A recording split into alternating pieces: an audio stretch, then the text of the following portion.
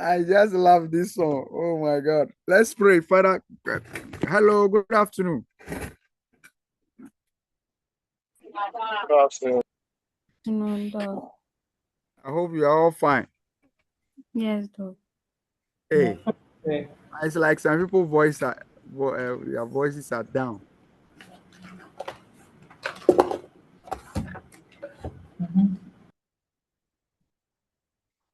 Anyway, Madam Dokpo, can you open the session with a short prayer?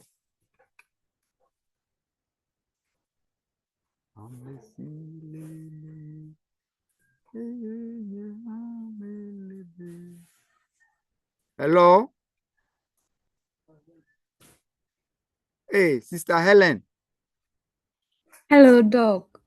Can you open the session with a short prayer? Okay, let's pray. Heavenly Father, we thank you for this day. We thank you for how far you've brought us. We pray that whatever we are about to study today will bear progress. In Jesus' name, we pray. Amen. Amen. Amen. I was singing a very powerful song that I heard from a funeral a while ago.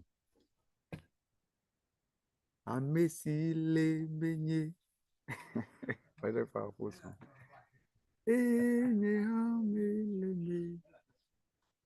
Those who are not Igbo people cannot understand this song. Any questions so far? Please, you have the materials. What will be the last session? So that we can be faster today. How many sections remaining?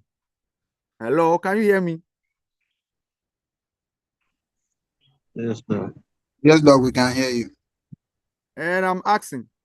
Doc, after today's session, we have two extra sessions again. Okay, then we can do a lot. 91 slides. We have done 33. So it's possible. It is possible. The last one will be for presentation. Have I sent the last article? No, Doc, you haven't. Hey. I remembered you, but I think. Oh, how many remaining? 4, please. 4. Yes, sir. Okay. Let me make a discretion. Have you already have your own group? Yeah, the groups have been set up, and then I've sent it to you. You looked at it, and then also you sent it. Yeah. I'm sure by the close of maybe tonight you have the rest of the article. Well noted, sir. Thank you so much. You're welcome. Okay. Do we have any general question? I think our last slides when we met at the university was on the key roles of leadership. Oh, I think have we done that one? Let me go. I think yeah, this way we are. The role of leadership in supply chain operations. Very, very important area. As leaders, we can borrow the concept and apply it in our field of study. So specifically in supply chain management, logistics, and transport operation, leadership role is applicable. The objective of applying the leadership role is to ensure that the objective that we set up, we're able to implement it successfully effectively and efficiently, and having the ability to adapt to whatever logistics and transport challenges that we might face. As leaders, alongside the implementation of your objective, there is a likelihood that challenges will come along the way. How do we adapt? Now, one practical example is that if you operate in the energy sector, energy value chain, today, because of the war ongoing, US-Israel war against Iran, I don't like what they write in their CNN and things that US-Israel with Iran war. These whites are stupid. I'm not serious. You are attacking somebody and say with. So as leaders, you need to call a strategic objective or plan. How you, for instance, now that there's a likelihood that taking effect from next month or next week, the oil prices now it started shooting up to $90 per barrel or so. So it could hit the 150 or 200. As leaders, how are you going to, if you take it to the national level, are we going to adapt? How are we going to react to it? Do we sit down somewhere along the line and say, put our hands on our heads and say, it is Iran, US, Israel war? No. You should be able to put a clear mechanisms in place to be able to mitigate that. So it involves complex system requiring coordination. What do we mean by it involves coordination? All sectors must come together. If you work in a department, you must work together as a unified body to be able to implement a cogent idea that will help all of you to be able to achieve a good result. That's what we mean. Multiple stakeholders, technologies, and processes.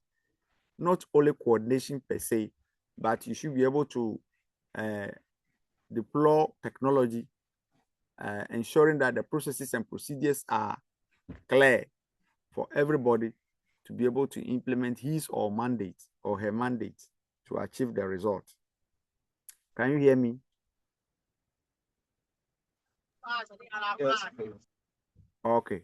Now, effective leadership ensures these systems work without seeing it to achieve organizational goal whilst adapting to a dynamic market demands, as we already said. Even the market environment is unpredictable, not alone the increasing demand from the customers. Okay, so I think that is that. So if you are leaders, what are your role? One is strategic planning and decision making. As a leader, you should be able to develop this mindset of putting up a strategic plan and making a strategic decision. This can be in the form of leaders must develop strategy, optimize supply chain. Leaders must develop plan, one, to optimize their supply chain activities, to reduce cost, and to improve delivery times. You are not just a leader, but you should be able to have a clear roadmap in terms of strategic plan and decision making. And this is decision making must reflect in terms of how you optimize supply chain activities, how you reduce cost, how you improve delivery time. Okay, you must make sure that this plan anticipates challenges such as demand fluctuation. A practical example of what I was trying to talk about earlier ago, this Russia and Ukraine war, US Israel war against Iran, because they want to prove prove that superiority or whatever they wanted to do. So disruptions will come. Demand will be there will be fluctuation depending on the area that you find yourself. Now, if you work in the construction sector, specifically, if now that economy, Ghana economy is somehow stable, you could see a lot of people can go into maybe real estate business because the prices of raw material are somehow better compared previously.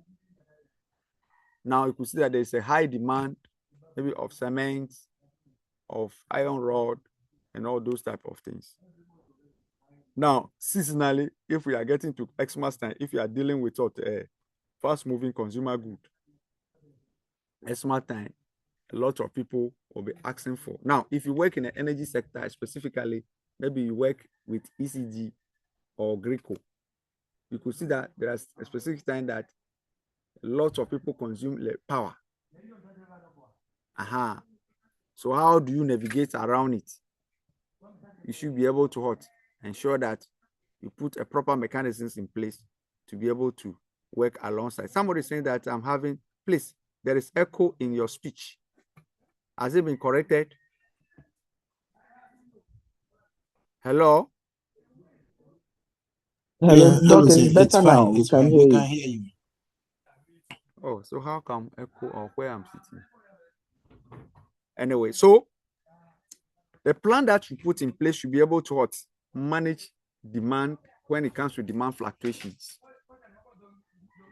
up and down, seasonal, serial, all those things. You should be able to put in regulatory changes, laws and things. Look at what geopolitical disruptions, like geopolitical disruptions in terms of the war, and then regulatory changes in terms of laws, regime changes has its own plan and aspirations. As a supply chain managers or logistics or transport managers should be able to put mechanisms in place as leaders to be able to manage changes in regulatory mechanism. Maybe, for instance, if you take specifically in power procurement, the threshold for maybe certain sectors of the economy has increased. How do you react to it? Even if you work at the banking sector, capitalization, they say okay, or in the insurance sector, they have increased the capital for you to start those business operations. How do you react to it? Laws that are being made in parliament, and how those that affect your operational activity as leaders, how do you go around it? You should be able to anticipate all these things that it will happen. For instance, if you take it in Ghana, politics per se, when MPP comes to power, they say, okay, I say property owning democracy. They believe in capitalist system. Okay, so how are you going to navigate yourself around there to be able to take advantage of the ideologies? So all these things, as leaders, you should be able to. A practical example is what we are trying to say: implement a global logistics strategy to mitigate risks from disruption like the COVID-19 pandemic. Practical example again is what I said severally about USA, Russia war against Iran. Okay, so there are several things available. What about the tax issues? Donald Trump wake up in the morning and think he's a god, so putting taxes here and there. By the close of the day, throwing people out from business. Okay, so you as leaders, you should have a strategic plan and make a strategic decision at a particular point in time that will help you to navigate around all the disruptions, all the things that are happening, especially the geopolitical situations that is happening in the globe. I'm sure it's clear.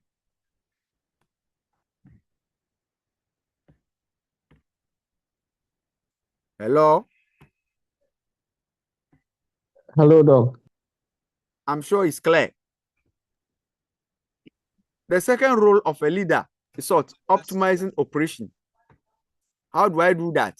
As a leader, you have to ensure that there's a smooth execution of core logistics functions. When we talk about optimizations, it's about how to ensure there is a smooth execution of what?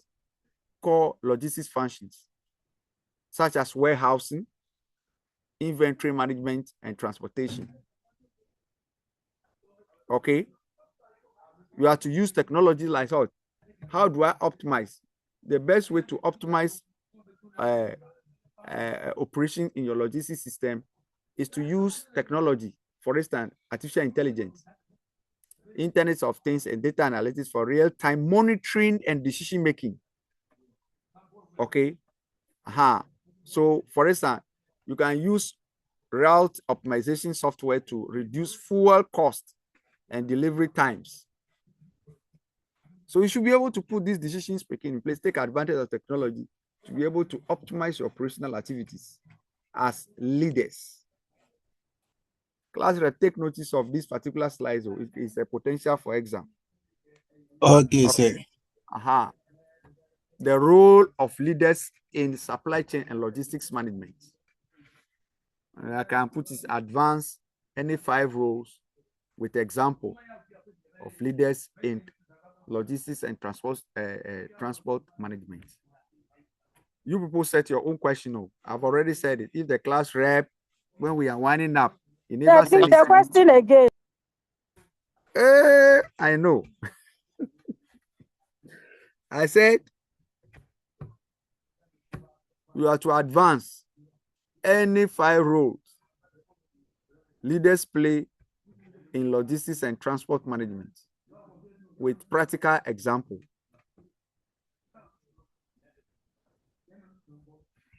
I'm sure it has been recorded. It's an advance of 5 roles of leaders. Leaders play. Leaders play, yeah. In ensuring a smooth logistics and supply chain management. You just hear it that way and study it alongside it. Is that clear? Yes, Doc. Great. I've already started scratching your back. Number 3, fostering innovation. How do they foster innovation? Leadership drives the adoptions of innovative technologies like autonomous vehicles, drones, blockchain for supply chain transparency. Very important. Leaders are to foster innovation. You don't sit down there, think outside the box. That is why when we start this presentation, I talk about the ACT principle. The skill element there, it calls for innovation. As leaders, you don't take only paper. Oh, I hold masters in supply chain and logistics management and so forth. I am a chartered person and so forth. But you should be able to what? To demonstrate innovative ideas. Okay, to think outside the box by using technology to be able to assist you in your supply chain decision making. A practical example is what the blockchain technology is able to help you to detect fraud. Okay, today, most of us as young people, when we are employed in an environment, all that we need to do is to falsify receipts. We want to make money fast. I'm not expecting that those of you probably that I have the privilege to teach, you should go out in your environment to be able to practicing those things. But that is the order of the day. People falsify documents. People underwrite, do all kinds of quote prices that are above several things, and then maneuver in such a way that they pocket the money. Historically, that was not the mindset of what procurement, supply chain management people. But when the accounting people, the finance people started entering this profession, they started what? They knew that there are lots of money here. So records are being falsified and polluting the environment. Okay, I do not expect that. But thank God, as leaders, you can use technology, take advantage of technology to be able to detect all these things along the way. Encourage a culture of what? Experimentation to improve operations. Why do we say that as leaders? Culture of experimentation. We expect that don't always try to act, I am playing it safe. Be creative in your actions. Be creative in your decisions. Okay? Be innovative in whatever you are trying to do. Studying the whole system, and then you act, bring something new always. I think I said from the beginning that we can identify you based on your core competencies, unique selling quality. We want to see that as leaders. For example, introducing automated warehouse to enhance order processing speed. Great. After you have studied the system, you already know there are queuing here and there, wasting time, and things. So you should be able to ask, what can we do differently?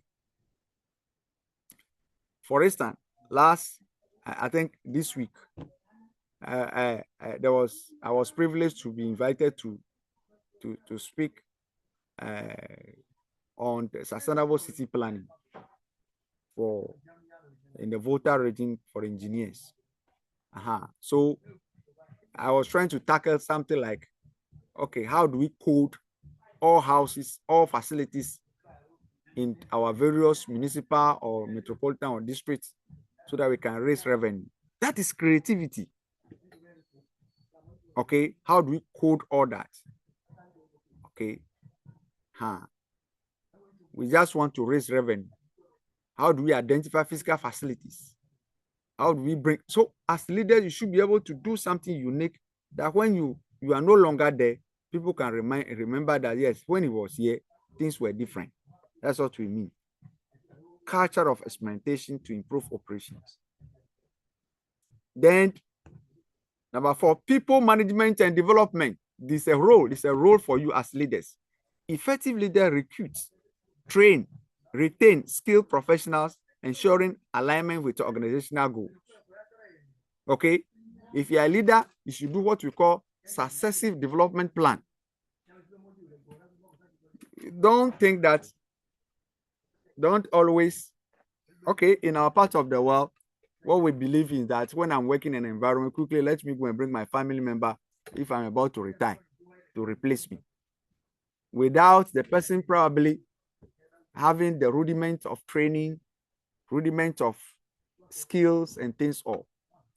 But what we are trying to say is that recruit people, recruitment has to be done, training has to be done, reskill, retool them professionally so that they can contribute towards, and whatever training and development that it should be aligned with the organizational goal. Okay, as leaders, you must empower employees through clear communications, motivations, opportunities for growth. When there is a reward, it must be shared equally. Don't go you alone with your girlfriend. The next year you are in Dubai enjoying yourself, whilst the rest of the employees are languishing here. I'm sure I'm saying something very important. Yes, sir. Yes. Okay. So clear communication. 90% of your time as leader is about communication. If you have studied project management, whoever taught you project management must be able to tell you that 90% of your time as leaders, as project leaders, you must be communicating. You have to use to communicate, and your communication must be clear. Okay, a clear, not, if I say clear communication, I'm not referring to be fluent in English and all kinds of things. Whatever you are trying to tell the people, it must be clear. They know what exactly you are trying to talk about, and then you move on. Opportunity for growth, very, very important as leaders. You should create an environment whereby everybody grow alongside with you, not only you. There is a statement in my dialect that people say, you'll be singing a song, my own should be good, my own should be good. The song should rather be, all of us should be good, all of us should be good. I don't know any person here who can translate that into a dialect. Okay. Can anybody try for us? I can say it in a dialect so that you can hear it. You don't sing a song, Tonye Konanyo, it must be Miakata Tonanyo. I've already translated it, so that is that. All of us have to gain, not only you. Okay. Another very important thing that so how do we do that? Provide a training program for employees to adapt to a new supply chain management system. Very important. Then the next one role is risk management. Risk is uncertainty that has the likelihood to impact on your supply chain activities. You must always be what? Proactive, not reactive. Take notice of that. You must always be proactive, not reactive. Think ahead. So leaders identify potential risks in supply chains and create contingency plan to minimize the disruptions that will occur. I've already given a practical example. The Ukraine-Russia war, the USA, Israel, Gaza, and then Iran war. If you are getting something from the United Arab Emirates, from the Gulf, you should start thinking, you know very well that most of the routes of all that we are enjoying in our parts of the world passes through the Gulf. So as leaders, you should be aware about this risk effect. Okay? Leaders, they should ensure compliance with international regulations. That's another very important one. Safety standard and environmental policies. Very, very, very important. Diversifying suppliers to reduce, if you want to correct or mitigate the risks that probably we have just mentioned, you should be able to learn how to do diversifications. Another practical example is that if you are taking, okay, what's happened recently? When our tomato people were coming from Burkina Faso and then they were attacked, whatever it is, we should be thinking different alternatives to get a product instead of going to the Sahel. Can we get it from Togo? Can we apply nearshoring? Okay, so diversify supplies to reduce dependency on a single region during geopolitical crisis. Do we always wait and take oil from the EU, the Gulf? There must be different mechanisms. That is why if you study China very well, because we are talking global sourcing and supply chain management, if I want to talk about that, you could see that China consistently is developing something. He wanted to move away from the energy, okay, depending on the petrochemical. So there must always be, as leaders, finding means to come up with a diversified market or supplies or products to be able to exist. Any question? Number 6, role, customer-centric focus. In French, they say customer define the existence, that the customers are les gens d'état also. They define the existence of your business. Without them, there's no business. So what do? You must develop customer-centered focused or centric focused. Leaders, they must prioritize customer satisfaction by ensuring timely delivery, quality service, and efficient problem resolution. Very important, efficient problem resolution. And mind you,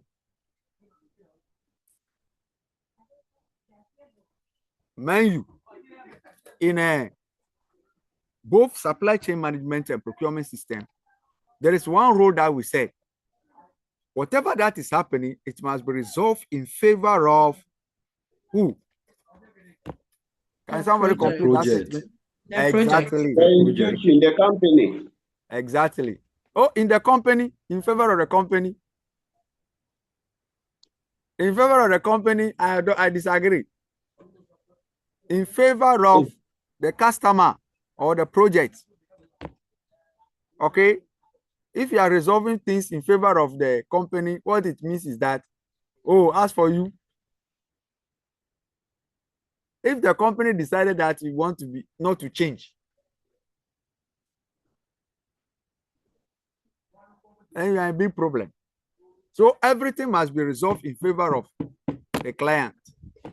Very important. Then the 7th, for example, implement a last mile delivery solution to improve customer experience in e-commerce logistics. So you should be able to find mechanisms to ensure that if customer, for instance, they have problem about the app system you quickly resolve that thing. And if they give a feedback, you quickly integrate into your next planning process to improve. Sustainability advocacy as leaders, supply chain managers, transport and logistics managers, you should be advocates for sustainability.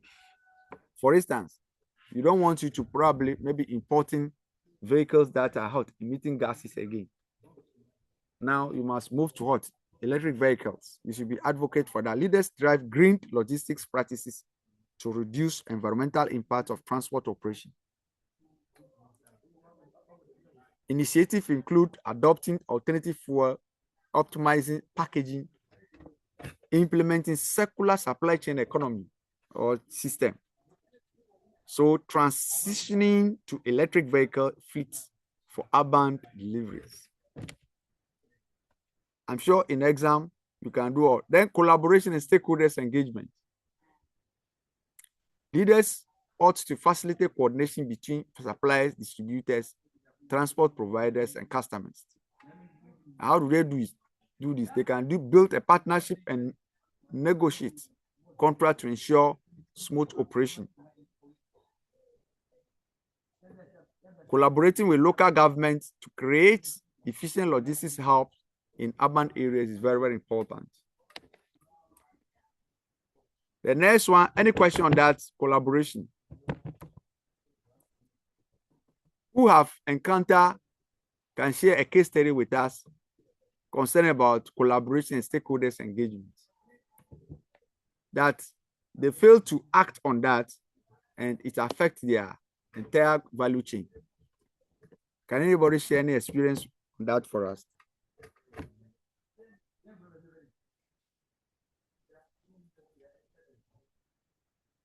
Hello? Are you all quiet? Yes, Doc. I ask question. Since you were quiet. So, we are thinking about it. hello, Doc. Go ahead. Yes, sir. So, I had an experience. There were these investors that wanted us to change Takrady Gray rubber tree, strip it as like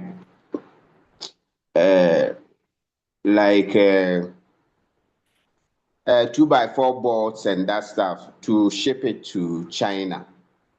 And we needed a land to set up that business.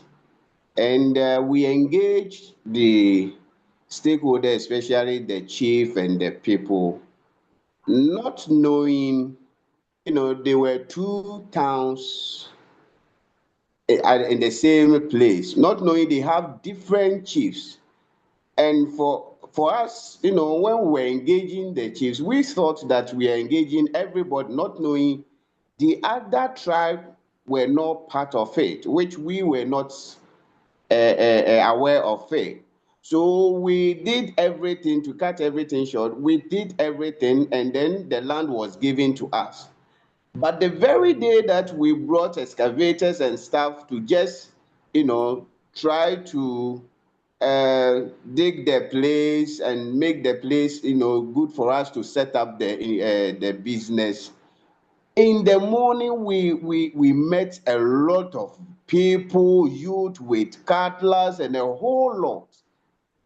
And at the end of the day, we were not able to set up that industry or that business because we couldn't engage all stakeholders, because we thought we have engaged, not knowing we have not engaged. So at the end of the day, the investors got upset because by then we have spent a lot of money already. They got upset and we were not able to set up the business. So that is the collaboration. I think that stakeholders are very, very important when it comes to running of a business, because if they are not satisfied or if they are not privy to what is happening, they can really, really, really, really step in and stop whatever you're trying to do. Thank you. Thank you so much. Very important experience. We all learn a lesson from that. you must try as much as possible to engage all stakeholders who are involved, get their buy-in, try to explain the importance of the project to them, and then you move alongside. Yes, I know very well that they need something, okay, but you also need to explain the benefits of the project to them, and whatever they need, giving to them, then you move on. You can the same way in our own departmental level, okay, everybody is at stake. They need something. So maybe some people not necessarily the money, but the attention to be known or to their voice to be heard. So that is that. Now, hello, sir. Yes, go ahead. Please, in a situation where the stakeholders want to take advantage of the circumstance, what happens, sir?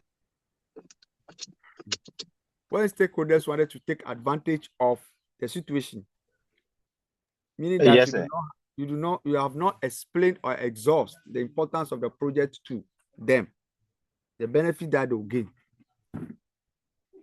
If you explain the benefits of the whatever you want to put, and then what they'll gain, what do you also gain equally? Like what my friend somebody typed a while ago, scratch my back, let me scratch your back. It's just give and take. If a project is coming to a particular community and you explain the dividends thereof or the benefit thereof to the people, I don't think there will be so much. Now, let's take practical example like the lithium case. Do you remember the lithium case? Yes, sir. You are aware? Yes, sir. You could see that. Can anybody throw lights of course from that area? Who is from that area to throw light about it? Even not necessary from the back. Do you know much about it? Okay. So I don't know much, but what I know is that the percentage, the agreement was not in favor of the people. So I think the percentage was just too small, and that was when the confusion, started. I see. Your voice sound like Anas. Your voice sound like Azuri. you guys, can you agree with me? That journalist.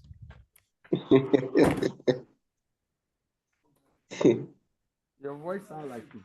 Yes. Now, it is true that the percentage, the royalties they want to take. I saw in a no that so I read that U.S. government and the UK government are pushing Ghanaian government about the royalty percentages has increased, so they are not in favor, so they should reduce it. That was yesterday, a circular document that I saw. You see, this white, they are very stupid. They see us as they are not intelligent.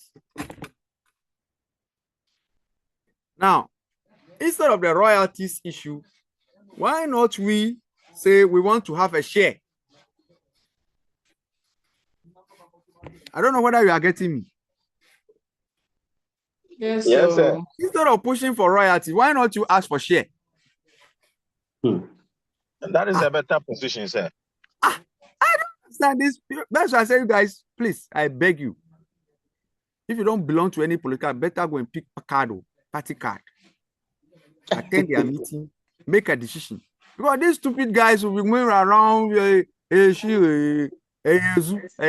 type of nonsense going around. You guys have been exposed to a lot of materials, a lot of learning here and there. Okay.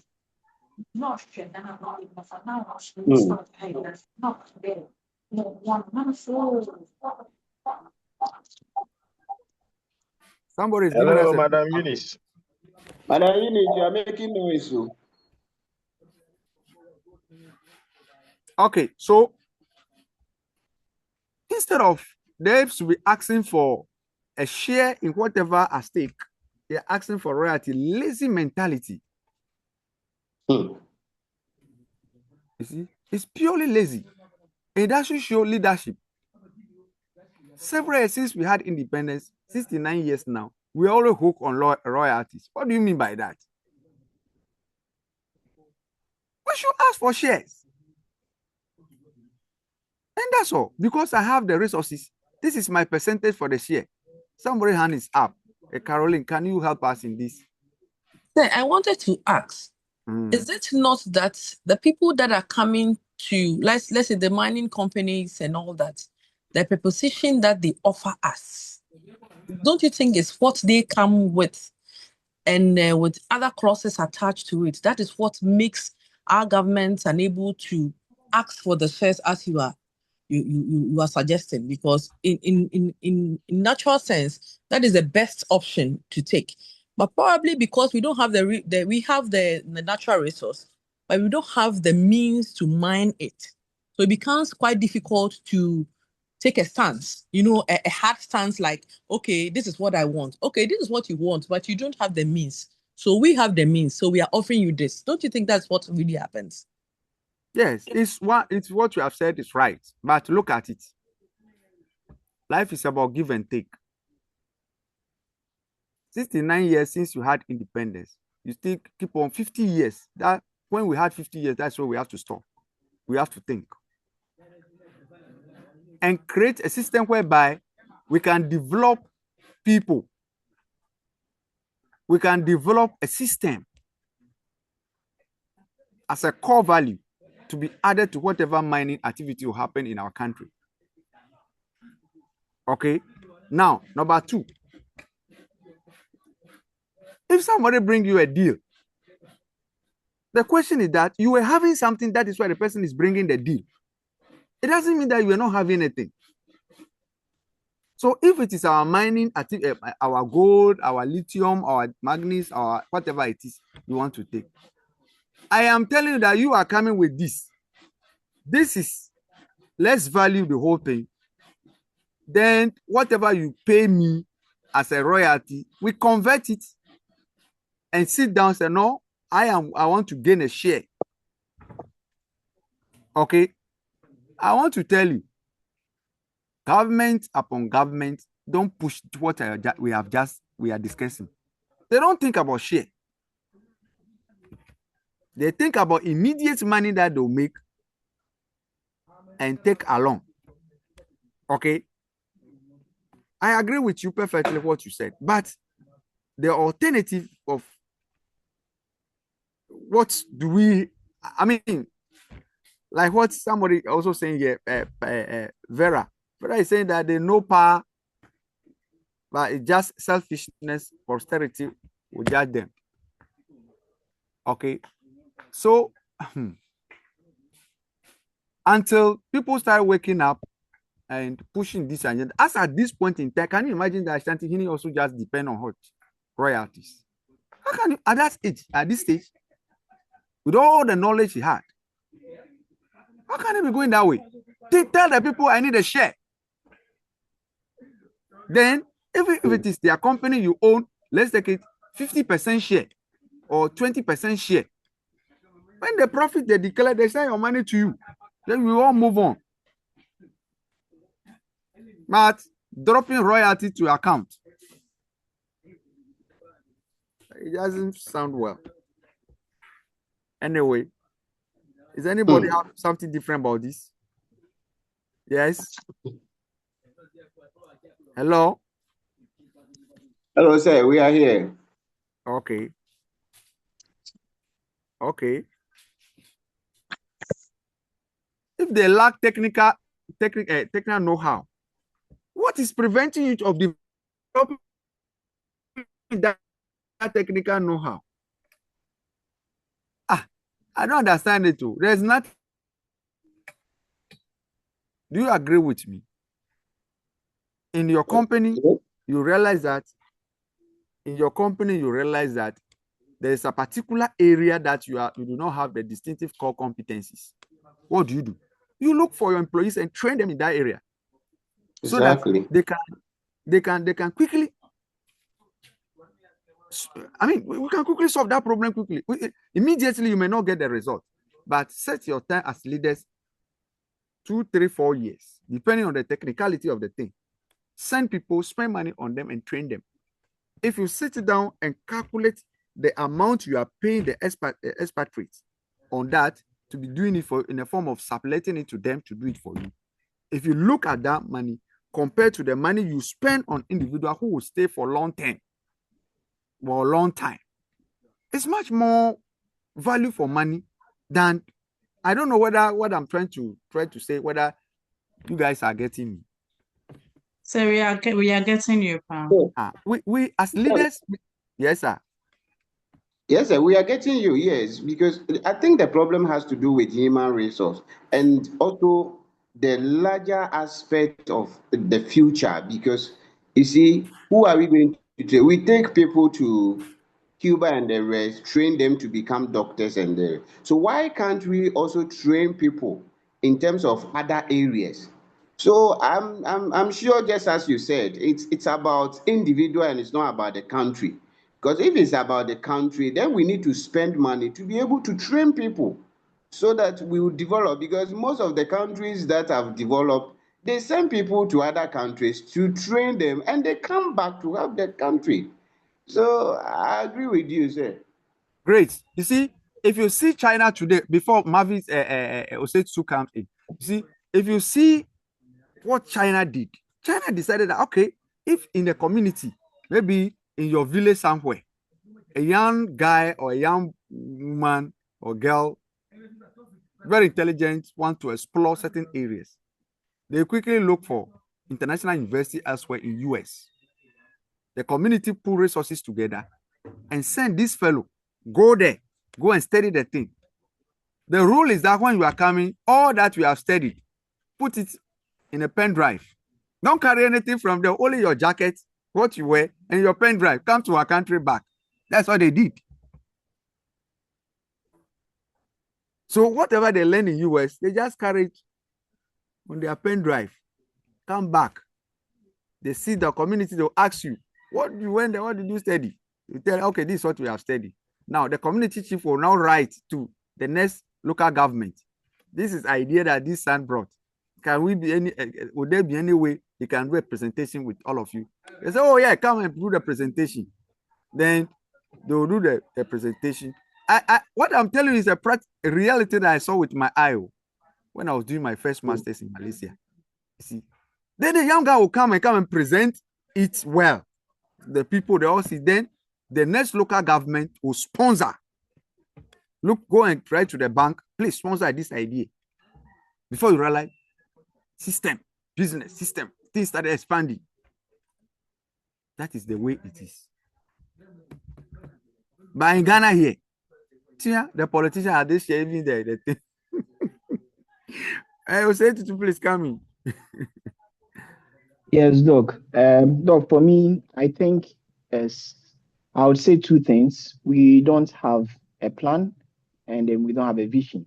They are both related. Because if, let's say, for example, Ghana has a 50-year development plan, and it is obvious, it's clear, we've set the goals A to Z. That alone gives us the vision of what we should expect in the next 10 years, 20, 30 years. But we always thought that we have it. Oh, Doc, we know we don't have it. If it's there, they should bring it. Let us all see. Or go to at the National Development Planning Commission. Go to Doc, when I did my national service at Tema Urban Rules, and you look at the Tema Development Plan, it's there. But is it working? It's not feasible because we've politicized those issues. But this national plan, now this national plan should be away from politics. I quite remember I had the opportunity to travel to some countries last year, and we were having a conversation about how Kenya Airways is trying to develop their aviation. And Doc, it's very simple. They realize that they have one of the biggest tourist attraction within the southern western part of Africa, and even in Africa. So they drew a plan that why not? We have these beautiful tourist sites. Can people fly from Morocco to Kenya? Through what means? Can people travel from Ghana to Kenya? Through what means? So they invested millions of dollars into the aviation. And up to now, they have over 30 planes that is doing across Africa. And in Africa, top 5 aviation, they are part of it. And that's because they had that vision to promote their tourist sites. It's the same thing for UAE, Doc. UAE sat down, I have oil, I have this, I'm living on a desert. My people just going to sit on the desert and not survive. I don't have rivers. So let me not politicize this. Let's draw a 50 to 150 year development plan for the country. And Doc, when you visit there, so now, as of now, they have what the country should look like in 100 years. And every year or 5 years, they put down their KPIs that measures where we are, what we've done wrong, and where we want to go.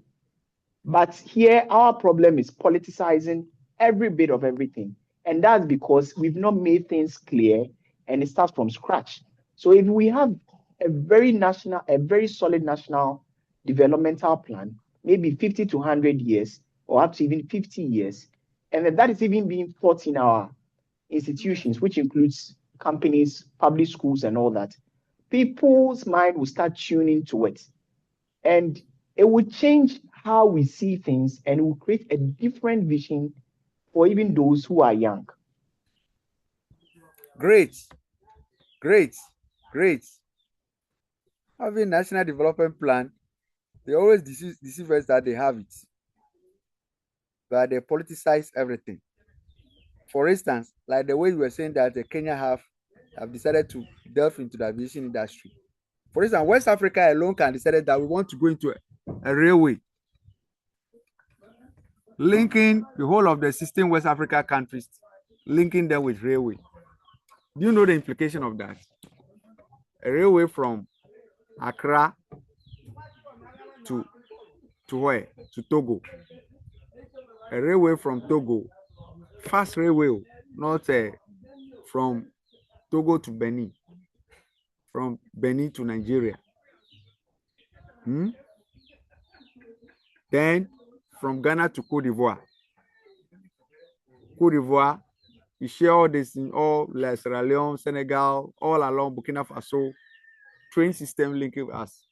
Now you come internally, regionally, we link all regional capitals with train. You can move from anywhere straight to a capital. You can move anywhere all along with train. Fast transportation system. I can tell you. You can go to a Kano State, Nigeria, take a train, all their rice deposit there. In fact, Kano State alone can feed Ghana with their rice. Okay. Oh, we need leaders. I pray that some of you will become leaders indeed. Visionary leaders, Doc. Yeah, amen. Okay, the next one is what? Change management. As leaders, you are change agents. Leaders manage transition during mergers, especially mergers and acquisition, or technology upgrades, ensuring minimal disruptions. In your individual company, if there is a new technology, the leader, you must be a leadership that is able to understand the integration process or the upgrade process so that everybody will follow. Okay. As a leader, you must be quick and fast to learn. You must be an adaptable person. You can adjust yourself, get something concept quickly. Change is very important. Okay. I always said it. We should embrace change. Okay. We should embrace change in whatever we do. This guy, the leader, must guide the team through organizational changes with clarity and support. Look at what we are adding to it, and support. You can guide the people with clarity. But if you do not support them resource-wise, there might not be any an improvement that you expect. So leading the integration of newly acquired logistics firm into existing operation require a change. We have been working in a certain environment before, but we realized that no, we need to move to different place, different location. Some people among them started complaining that where we are moving, before you can navigate through the traffic to go to office might not help. Such people, you need to carry them along. You need to find, as a leader, you need to find different alternative means for them to be able to come to work as early as possible if it is a traffic situation that is blocking them. Okay, so 24 hours, you have to be thinking, trying to solve a problem. Don't be a rigid, okay? Don't be a rigid type of person. This is the way we've been doing it, and this is the way how it is. I am speaking this one from my church background, my church issue. We've been doing something that is not working. If they are telling them change this way, oh no, this is the way we've been doing, and there is what they've been doing, there's no improvement. So, as leaders, you should be able to embrace change, and then you move alongside with. Any question?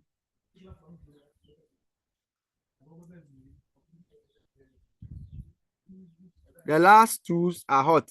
Promoting safety and compliance as a role of leaders. Ensure adherence to legal, regulatory, and safety standards in transportations and logistics activities. Very important. Most leaders do not put in safety gadgets around their environment. Fire extinguishers, safety protocols are not followed.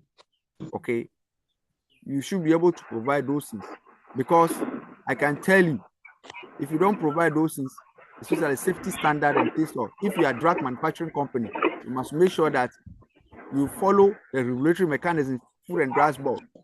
Get all the licenses, get all the documentation that support whatever you are trying to operate, and then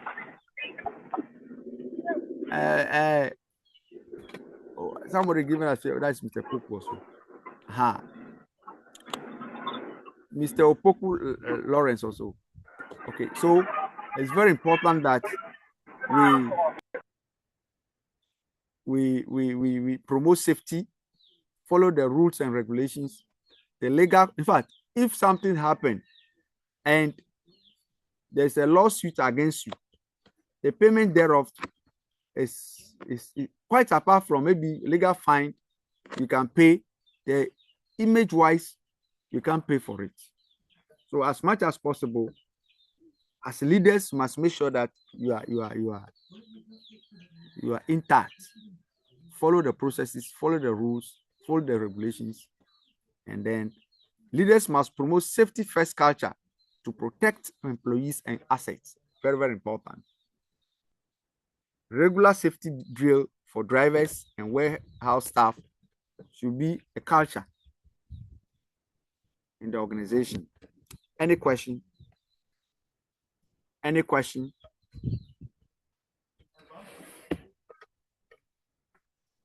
Hello, any question? Hello, sir. Yes, sir. Yeah, I want to ask a question on collaboration. Okay. So I want to know effectively how can an organization engage stakeholders in co-creation processes?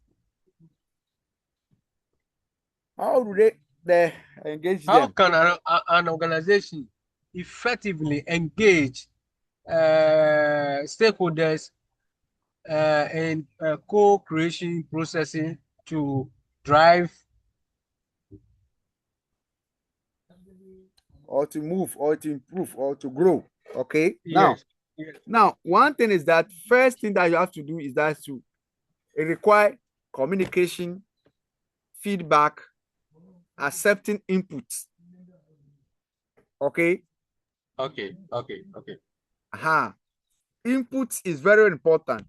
Feedback is very important. Communication is very important. In fact, I wish if I'm the one teaching you project management, I always bring a case study. I will bring a quadrant. I can bring a case study and ask you, how do you manage these stakeholders? How do you engage them? Okay. Now, the key things for you, as I've already said, first of all, get their inputs. If in the departmental level, go to everybody. This is what we want to do. Make the vision clear. This is what we intend to do. Please, what are your stakes? What do you think we can do? You see, people look at people's face. That is what I don't like. Depending on how the kind of climate that the leader has created. If the leader has created an environment that required everybody input, the work become easy. But if it creates some kind of a leadership style environment that's why we have studied various leadership style. Maybe created an autocratic style of governance, or leadership style. You could see that people will not bring input. Yeah. Okay. So if you create an environment that everybody is willing to see that this is what defines our existence. Without this is what is bringing food to my table.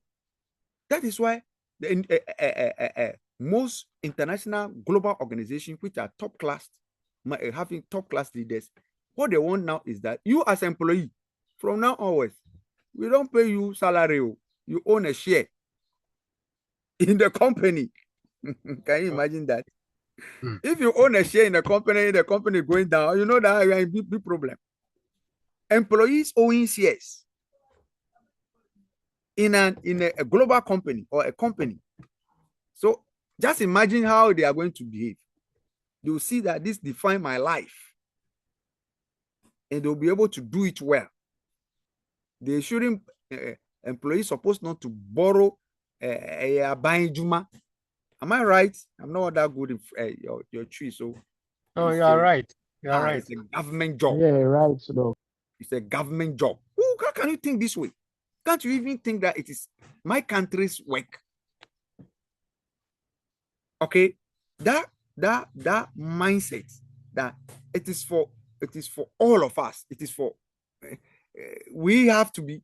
So you must get the input from the people, accept it, digest it.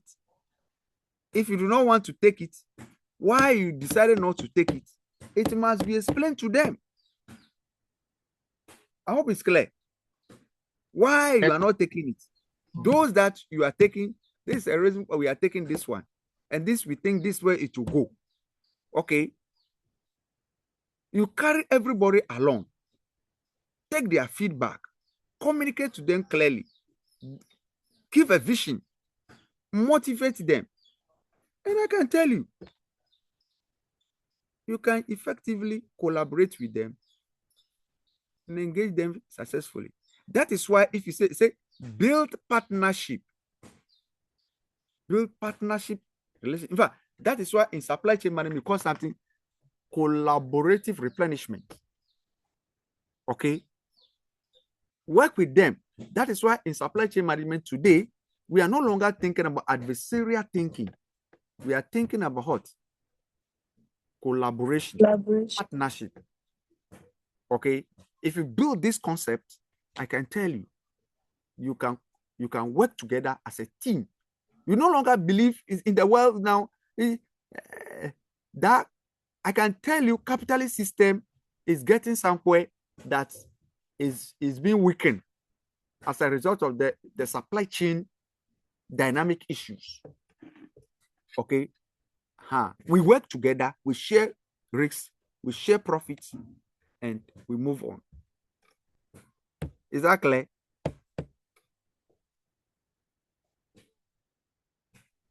Hello? Yes, very doc.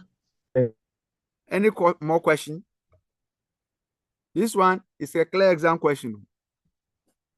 So you must master the slides there very well so that the key roles of leadership in logistics and supply chain, supply or whatever transport operation system.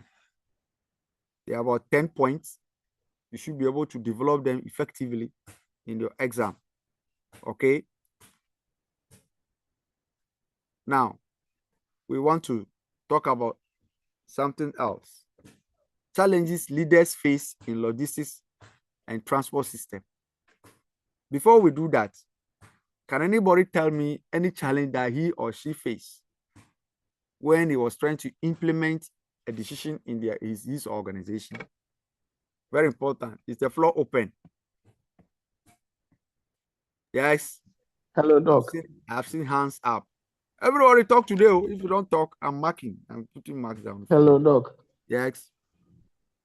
So that I is remember Osei Tutu here, please. Yes, great. What is Osei Tutu? Yes. I remember when I joined my current company, we had issues with exports and also moving goods out. So I decided to implement, together with my boss, a waybill system and also export preparation procedure. Now, what we really had challenges with was the waybill system, because a lot of people were against it, that the process was complex, was complicated. But we had a lot of theft issues. People were moving outside the factory and just taking any random thing, making it look like they are moving from one zone to the other. And lo and behold, that waybill system we created was a 3-tier bridge, so that at every point there is a supervision when any good at all is moving out from the factory. So there are times where goods will be moved out of the factory. We don't know how or when, but we track the waybill and we are able to tell who did it, where it went, and what the items were. And there are times where people decided to use that same waybill system to steal. But because the waybill system had a 3-tier bridge, it was always easy to find a loophole. So a typical example is, if I am moving the goods out, I need to get the waybill to the logistics manager or the logistics director. For the logistics director to endorse, the driver also endorses, and the security endorses. So people were against it because they didn't really know what it was going to solve. They didn't really know what it was going to the issue was going to solve, and also how it was going to help all of us at the end of the day. And we had a lot of theft issues, but through this waybill system, we're able to close the gap, find those culprits, and then put up punitive measures towards them. And the export procedure was also challenging because stakeholders were not happy with it, which included our freight forwarders, because they said it was too robust and they cannot control some parts of the trucks that they bring into our factory. But at the end of the day, we told them is to protect our exports, protect our goods. It's more of cargo security rather than an attack. So they fought against it, but we still had to implement it. And one day we had goods worth about 300,000 euros moving to Tema. At the end of the day, the findings were the truck they brought had a faulty engine and worn out tires. So the truck ditched into a swamp along the Akimodan road, and insurance had to come in. And when the insurance came, they just asked that, how do you know that the truck was fit for your exports? So my boss just asked me, do you have the exports documentation available? I said yes. Lo and behold, it had been endorsed, it had been signed. We had even marked 1 out of 10. We had even marked the exports truck 1 because the tires were bad. And we sent feedback to our freight forwarders. So these are the challenges, and these are some of the issues resolved for us at the end of the day. Great. Very nice experience. Daniel Lando, followed by Caroline, Pepra, and Eni.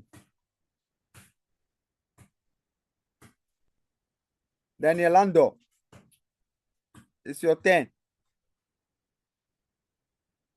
Sir, yes, sir. Yes, sir. Hello, sir. I'm here. Yeah. Good afternoon, sir. Yeah. Yes, my hand has been out for some time now. I wanted to contribute on this mining discussions that came up about the fact that even though we may have human resource issues, but I also think that it may be policy issues, because just as we had cocoa loan policy that made that exported all our beans to the European countries, probably with the mining also, we may have a policy that will favor the countries doing the mining. So in as much as we are looking at the human resource aspect, the policy behind the mining exploration also is an aspect that the government should have to look at it. So that's the area I wanted to contribute. Great. Thank you. I agree with you. We need to look at a policy. Our policy consistent. We can have a policy, but make sure the policy is flexible enough that we can change it when the need arise. Okay. Caroline. Yes, sir. So one challenge most leaders face in this country is resistance to change. Okay. So there was a time I worked as a nurse in the hospital, and I was made an in charge of a ward. And before then, what usually happened was the patient relatives are usually made to sit by the patients, and then they take care of the patients while the nurses will be relaxing. So when I came to the ward, I told them that from now onwards, we don't allow any patient relative on the ward whilst it's not visiting hours. In fact, everybody became angry with me because it was like, oh, instead of going to get a commode for a patient or a bedpan or anything, Mommy, Mama saw bedroom so cover Eben. And Mommy but the man. That was all that was going on.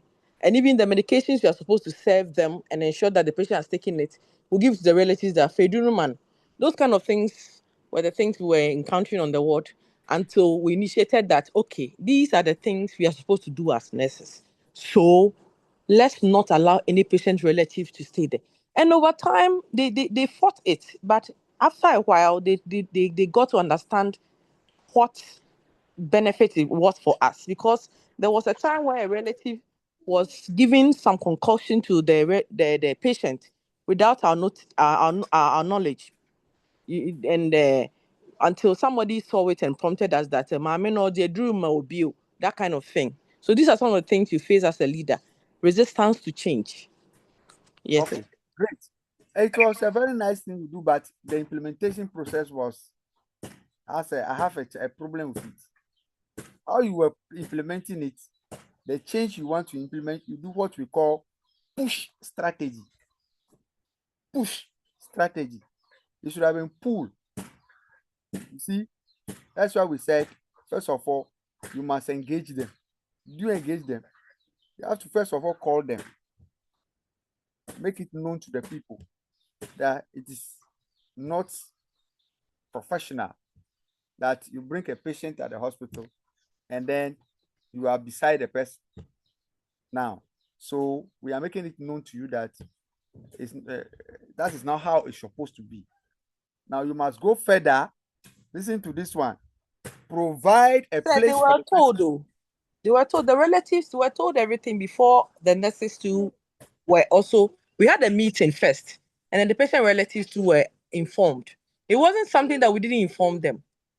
They were informed. Is there any inscriptions on the wall? Yes, the entrance to the ward is there. No. If you have written it at the entrance of the wall, it doesn't end it. Within the wall, in the wall room, it must be instructions there in the local and then the English language. Intermittently, when the people come, you remind them. Okay. But managing human beings is not easy. So yes, you presume that okay, it is not a visiting time. Yeah, get away, my friend, get from here. You're supposed not to hear, mommy, get out from here, please. You are implementing push strategy. So for them, this nurse is crying. What is this?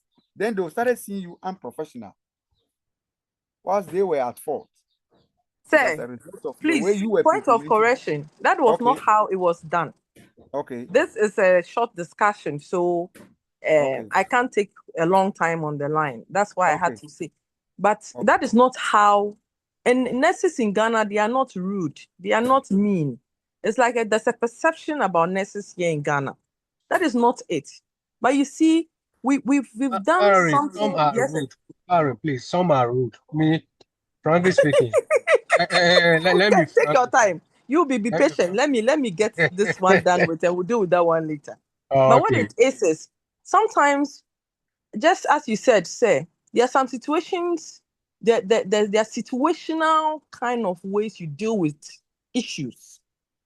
When the patient already knows that there's a security man at the entrance of to the wards, and he's always being fought by those patient relatives every day. Like they're always fighting him because they want to come to the wards when it's not time for visits. And this is what they've been doing over the years, which is not right. Secondly, okay, so let me ask you before we do the second one. How many times do you engage citizens in a week? Engage entire society in a week as a nursing council or maybe hospital management council across the country. Okay, Wednesday on air, 30 minutes, patient, and then the medics engagement, and educating the public about how we relate together. Is it often being done? So when you go to Radio Windy Bay, so with what you have asked, those times that I'm talking about, when you go, there's evidence. Staff from the hospital, they always went there once in a week to engage the general populace. There was a calling. Meaning that you have not done evaluation process of that particular engagement. No, I'm saying you asked the question that were the people being engaged. That's what I'm saying. That the community engagement. If you have engaged them, finish, but still they are behaving oddly, it means you have to reevaluate that engagement thing. So maybe it's a continuous process, right? Maybe the medium might not be correct. Okay, probably, as you are saying. And then there's also community engagement, as you are saying, aside the medium of the radio, they go to the communities, they visit them, apart from the public health nurses going to the communities and stuff. They go visit the communities as well and teach them, educate them on these kind of other things as well, apart from the hospital visits and stuff. But the hospital visits, the main thing is, we do patient education when you come to the ward. Immediately you come to the ward, we, the nurses, we educate you on what you are supposed to do on the ward whilst you stay there. Before, when you are discharged and everything, we also do discharge education. These are all things that we do. There are a lot of things that we do as nurses. Yes. Great. We are solving problem. Issues of patient hospital issue. Yes, sir. Very thorny things in Ghana. In fact, me personally, that's why I don't like to go to hospital, because when I go there, I see the whole environment. I see the way how, oh my God, I don't know. It is only the Lord who has to help us. But you guys are sacrificing a lot. You are doing a lot. The ratio is the problem. You don't have medical staff, and then paramedics, all of them, they are not enough. That is why it is going so. But may the Lord strengthen you. Amen. Who else? Hello? People don't want to bring their challenges, so if you bring your challenge, we prefer to listen to it. Now, for instance, like our sister, we are expecting that patient day, okay, will be launched countrywide. Explain the relationship between a patient and then that of the hospital. What ought to be done, okay? What I've just said now, it is a project I've just given to our sister, who can just write a proposal and send to the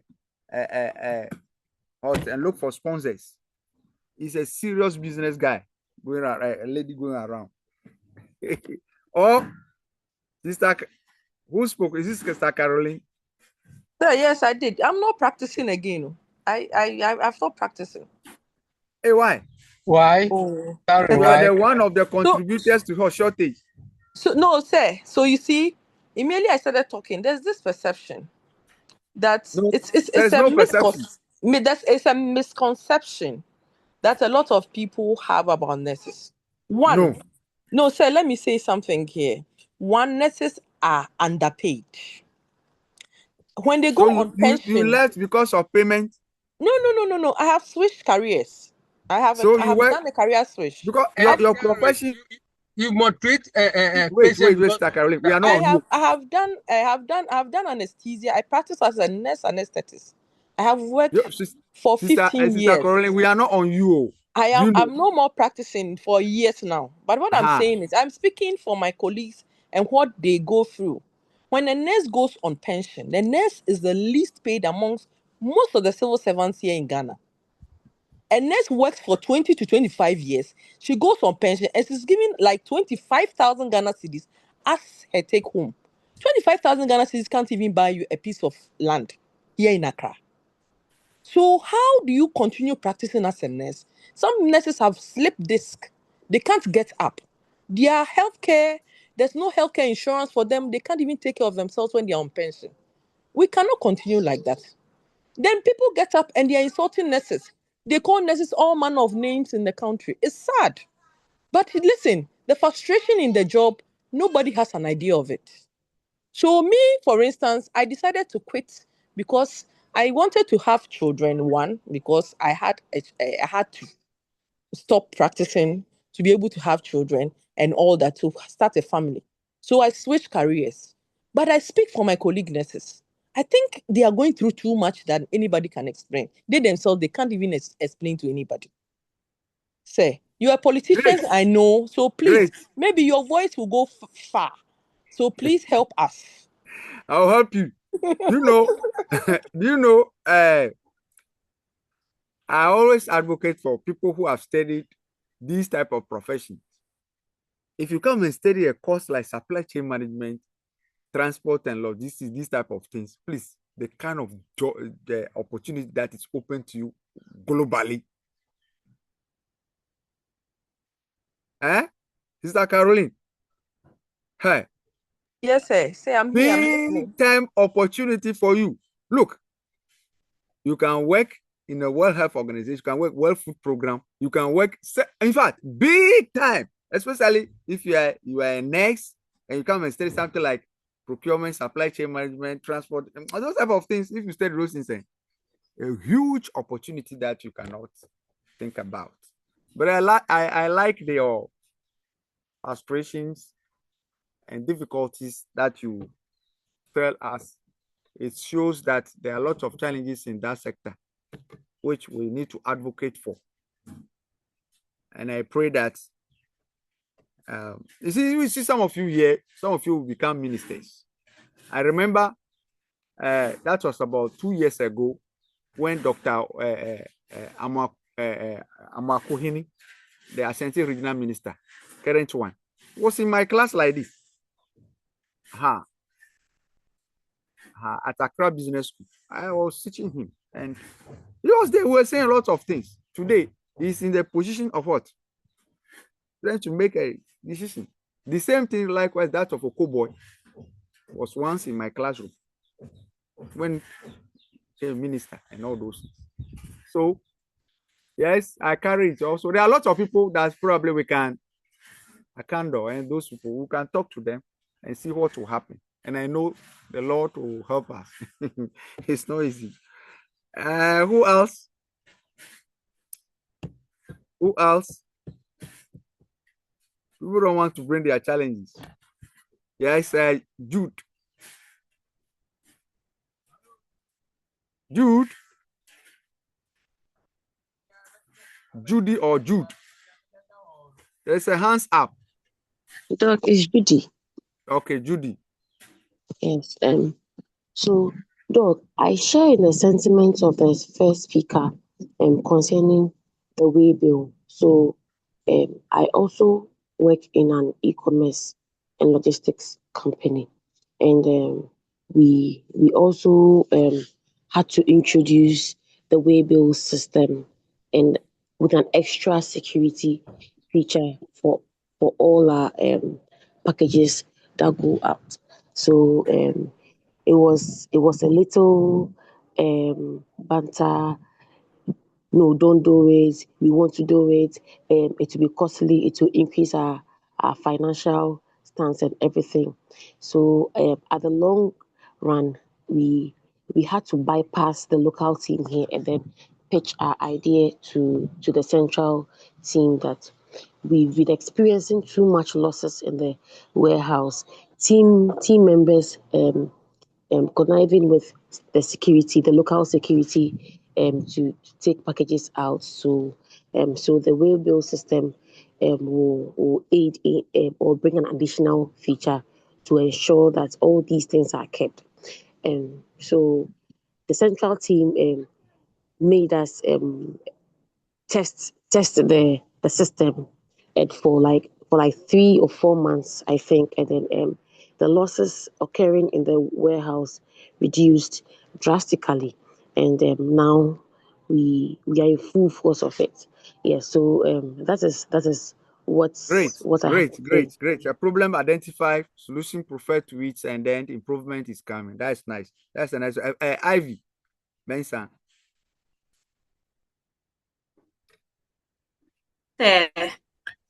So, I used to work as a manager at one of the biggest restaurants here in Accra. So when am I coming to When eat? I end, When am I coming to eat? no, sir, please, I'm no more there. Go ahead. So when I I was employed into the company, I realized that the way they purchase their stuff from the markets was very poor, because what I noticed was that after 4 p.m., the director will come and take money from the accountants and the cashiers in the name of giving it to people to go and get the foodstuffs for the following day. But he will not do so. He would rather go and use the money for his personal business or whatever he wants to do. Then later in the evening, what we have left is what he will ask us to go to the market with, and it was not enough for us.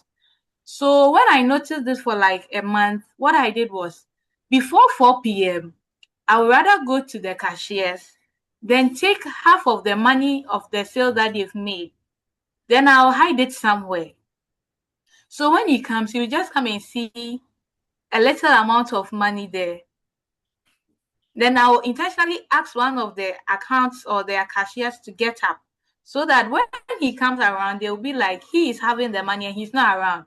And he doesn't like being hanging around for long, so he will just leave the scene and go.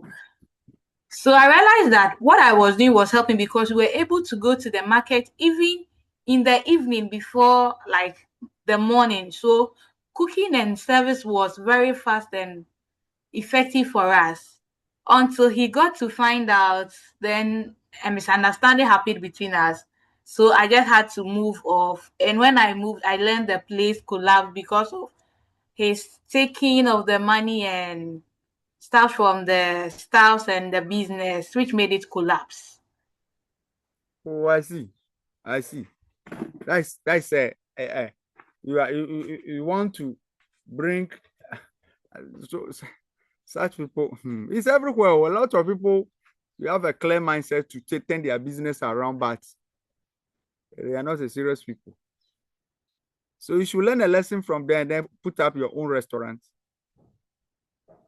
So that's what we are planning to do in the near future. Tell your husband, 2 of you put your hands together, open a very nice restaurant. And do you know where you target? You know No, your target sir. market. Look for where my target market is. You said what? No, sir, I don't know the target market that you are talking about.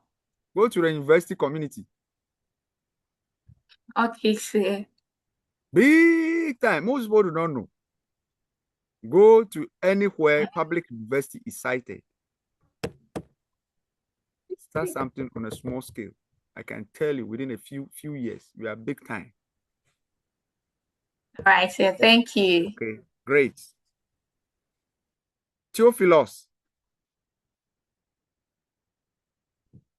Adum Theophilus. I think your hands was up, but okay. Anyway, so I think that is that. Okay, Emmanuel Kobe. Kobe.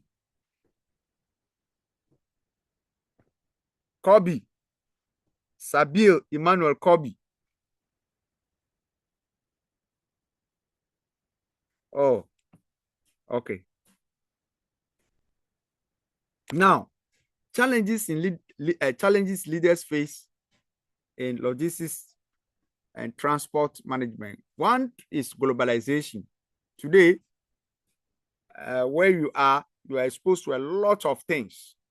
There are different countries globally, of which are competitors here and there with your products. Also putting up their businesses, and you're also trying to put yours somewhere. So the complex nature of supply chain makes it in such a way that one decision that you have taken, you must, somebody say, think, okay, I heard they say think global or act global, as if you say that kind of things. You must take advantage of the global community to be able to sell your product, to be able to work with them, the suppliers here and there, and to create value. The other challenge they face is technological disruptions.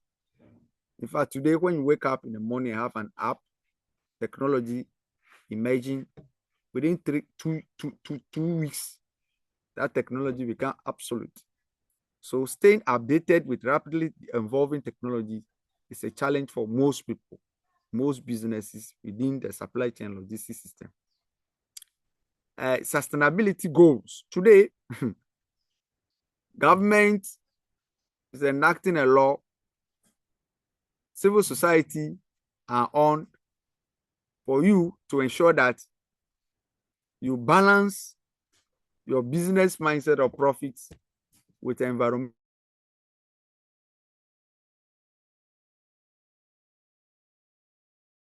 and social arguments. The small mining activity that we are undertaking, oh, we are disturbing the environment. Galam say, the civil society is on you. The media is on you. I mean, the communities, they are on you. So how are you going to balance your profit motive against the environmental issues and societal issues? It's a big challenge.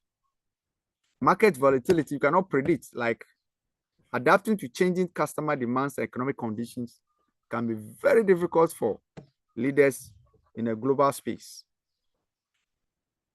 Okay, talent shortages. 90% of the students in Ghana are studying social science. So imagine, they are not studying sciences and all kinds of things.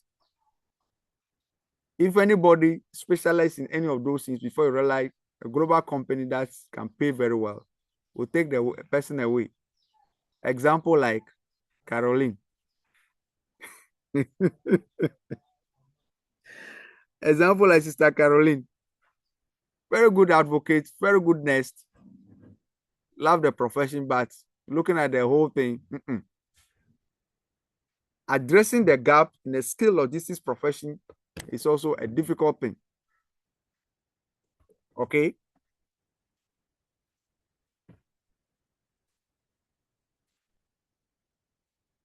I'm sure you are getting it. Okay. Yes, sir. We are getting it. Yes, we are getting it. So how do we fill the gap of a skilled shortages, talent shortages? How are we going to fill it? The best is that we want the company to what? Put the mechanisms in place to retain staff. How do you do? What are those mechanisms you are going to put in place to retain the staff? Of course, you need to motivate them. Of course, you need to encourage them. Of course, you need to create an avenue whereby you tell them that please own a share here. That person will not go. Of course, you need to create a system. Look at, did anybody sat down and find out why every weekend in UK, the EPL, people fill the stadium to capacity. You know why? What they do to fill the stadium with capacity? Every match game, the stadium is filled to capacity. Can anybody tell me what they do?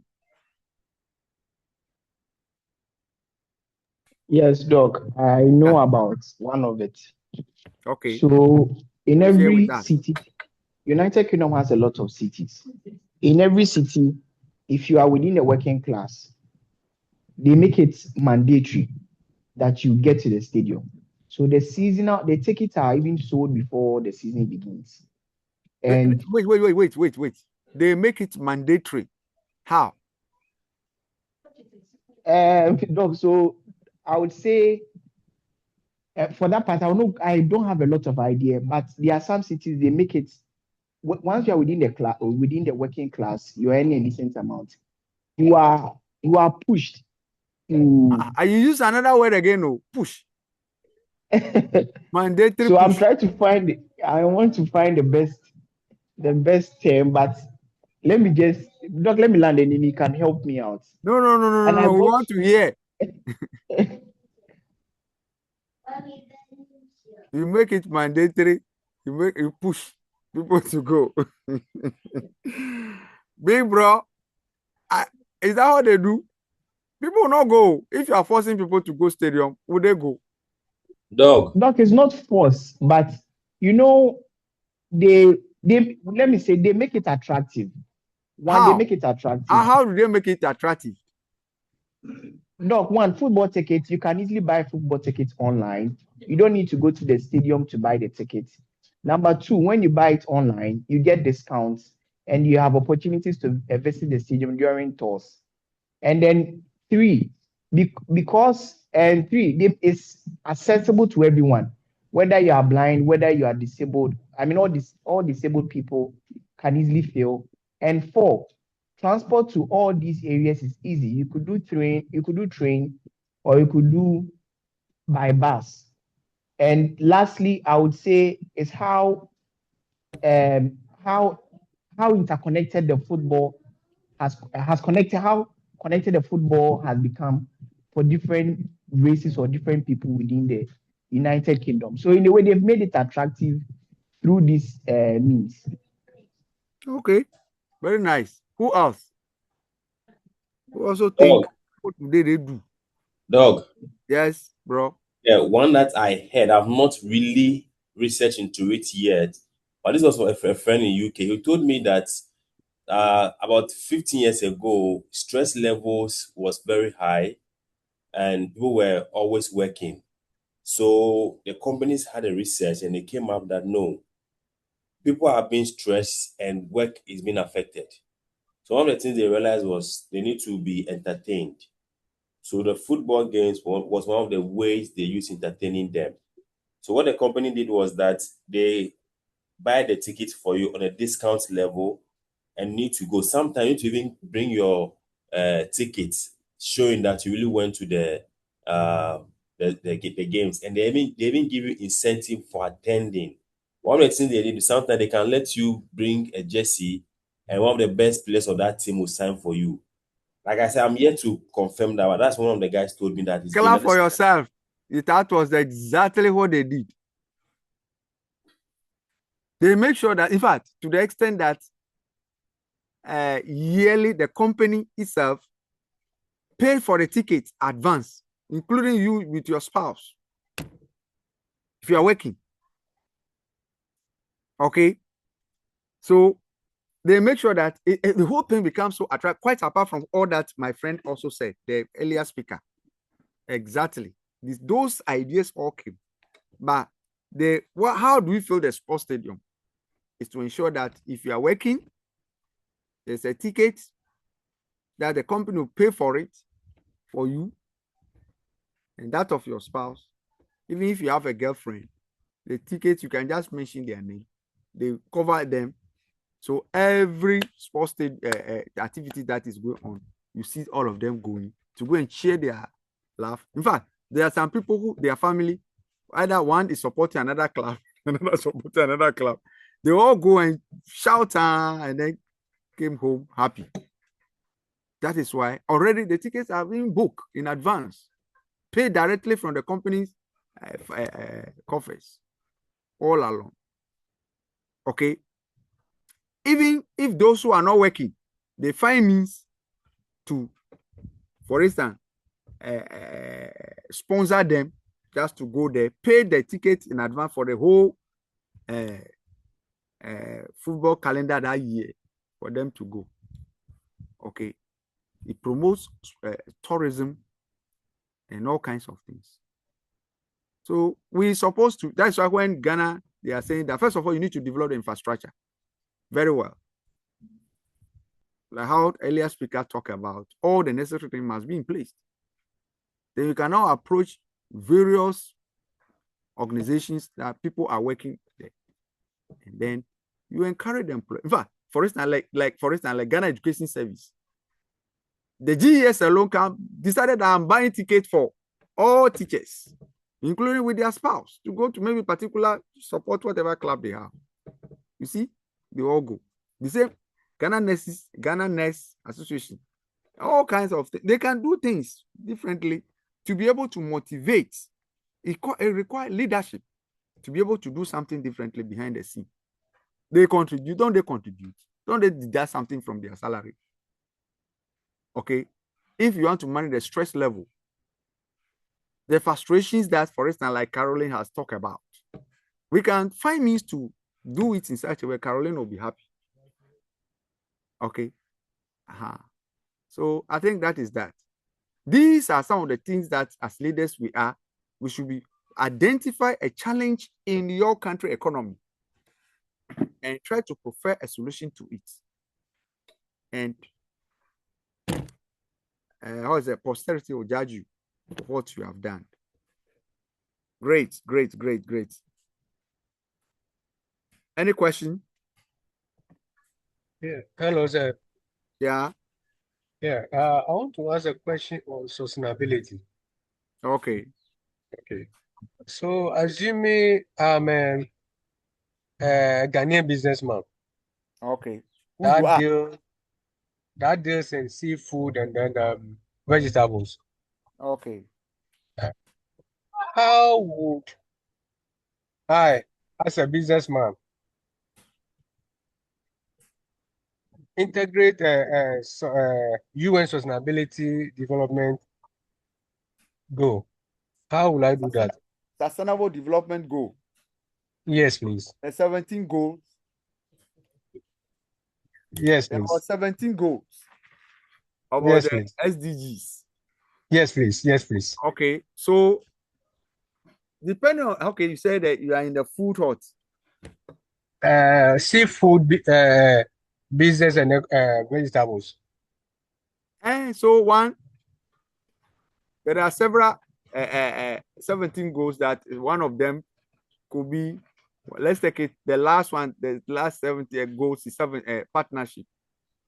Okay. The last one is 70 is partnership. Okay. An industrial group.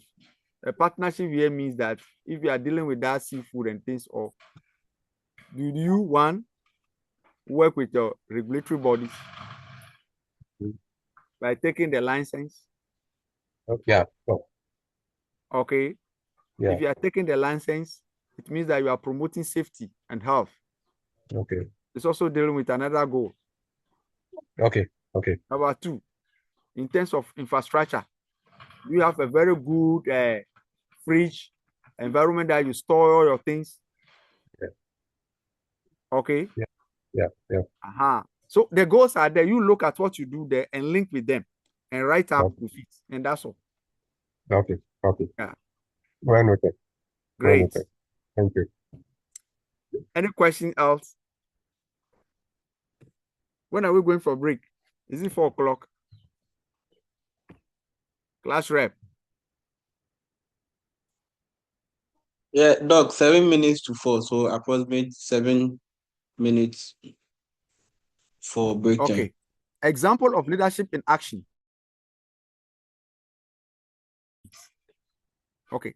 the challenges. Look at the challenges: globalization, technology disruptions,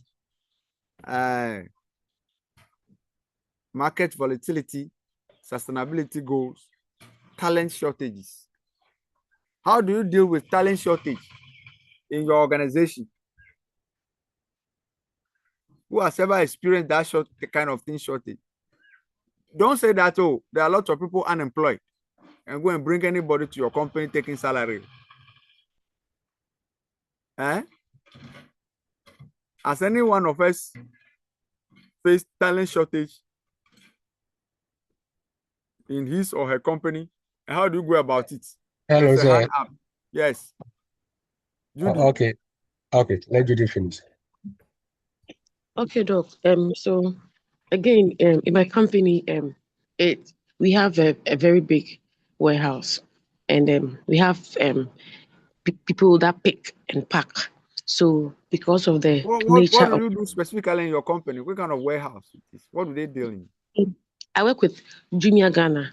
So Jumia we Ghana. have, yes. Those things that we've been sending online, then they'll bring to us. Yes, please. Oh, I So see. so we have over 50,000, if I'm not mistaken, like 100,000 items in the warehouse. So Okay. if a customer orders, someone has to pick, someone has to pack, and everything. So because of the nature of the job, mostly we require SHS leavers to do the picking and packing. And when they come, and a day or two, they just quit the job. So we have a recruitment company that recruits people for us, then for us to work with. So when we mostly do that during our tier programs, maybe Black Friday, Jumia anniversary, we have tech promos where we reduce mobile phones, tablets, and everything. So that's where we mostly recruit these people because volumes are going to be high. But mostly after the promos, volumes come down like slightly a little, and then management will just say that because we are reducing costs, we should let some of the people go, so that we can balance our finances. But when they take this decision, mostly it doesn't help us because at the long run, volumes will shoot up again, and that is where they will have to call all those in the offices to all step in the warehouse and then do some picking and packing before they do new recruitment. Yes, so most times we have shortage of employers. Thank you. Great. Next time, I want to order some product one of these days. WhatsApp me. Hello, Doc. Again, please. I said I want to order some products. Okay, Doc. So you WhatsApp me so that I see what I can do. I want to order some products for my. Okay, Doc. Okay. Brother, there's a hand up. Yes. Okay, sir. Yeah, this is Obed. Obed. Yeah, concerning the talent shortage and how we can address it. I think I have a farm at Sogankope. Farm? Yes, please. Yes, Which please. kind of farming? Vegetables. Hey. Vegetables. Yes, please. Great. And it's a irrigation farm. Hey. So talk to me. Oh, talk to me because I also have some land where I want to go into chili pepper. So I recruit people to work on the farm. Okay. And they are working. So out of that, I'll be able to identify one person who is so good, okay, that can look at the crops and then identify that this is the issue with these crops and this is the chemical that we have to use to cure that. Okay. So out of that, I've tried that thing for about 1 year, rather, he's good. So, and I realized that other people were trying to pull him. So sometimes poaching. So sometimes he leaves my farm to other people's farm to work there and come back. So out of that, what I did was I called him We started. I said, fine. I want you to be part of the business. Great. This is what we are going to. I'm not going to pay you. I'll be giving you allowances. When we harvest, we will take the expenditure out. We divide into three. One has to go to the equipment. You take one, I take one. Initially, he wasn't understanding of the whole thing. So I told him, we can harvest and we make so money. So when we divide, we take expenditure. This is the remaining. This is what you can get. This is what I can get. This is what you can get. And I think he bought into it. When he bought into it, I think he put up a very good behavior, and he worked where he has been able to control others. So he becomes like a manager on the field, directing other guys what to do. And I think we make a lot of yield and a lot of money from that particular action that I've taken. So, as you said, if you can make those talents for you. part of to be part of the clapping for you. Oh, thank you, sir. We'll go far. We'll go far. Great. I have already said it. Please let the employee own share and see what they'll do. Sure. Your company will grow astronomically. yeah. That this is my life. This is where I live. This is what I do. I can tell you. In fact, I was studying some case study from some American company, and I read it and I said, hey, this could be a very nice thing. And then there was another case I saw in China. I said, this is a new mindset people are using now to develop a global brand. Okay, so thank God our brother have implemented it. Do it in a large scale. In fact, you can even go. You can expand if that guy is around with you. You can expand to wherever you want to go. Sure. Yeah. I'll say to then followed by Moto G Stylus. Whose name is that? Yes, Doc. I think my brother's contribution drew my attention to something similar. I did. I also started my own small logistics last year. I made it formal last year. And because of where we are located, it was difficult finding someone with the skills I wanted. And also, as a startup, you also have to consider a lot of expenses. So I wanted to stay within the salary range that the community accepts or that is within the community. So when I got a lady, it was very difficult to train her, not because she wasn't smart, but because I was also super busy.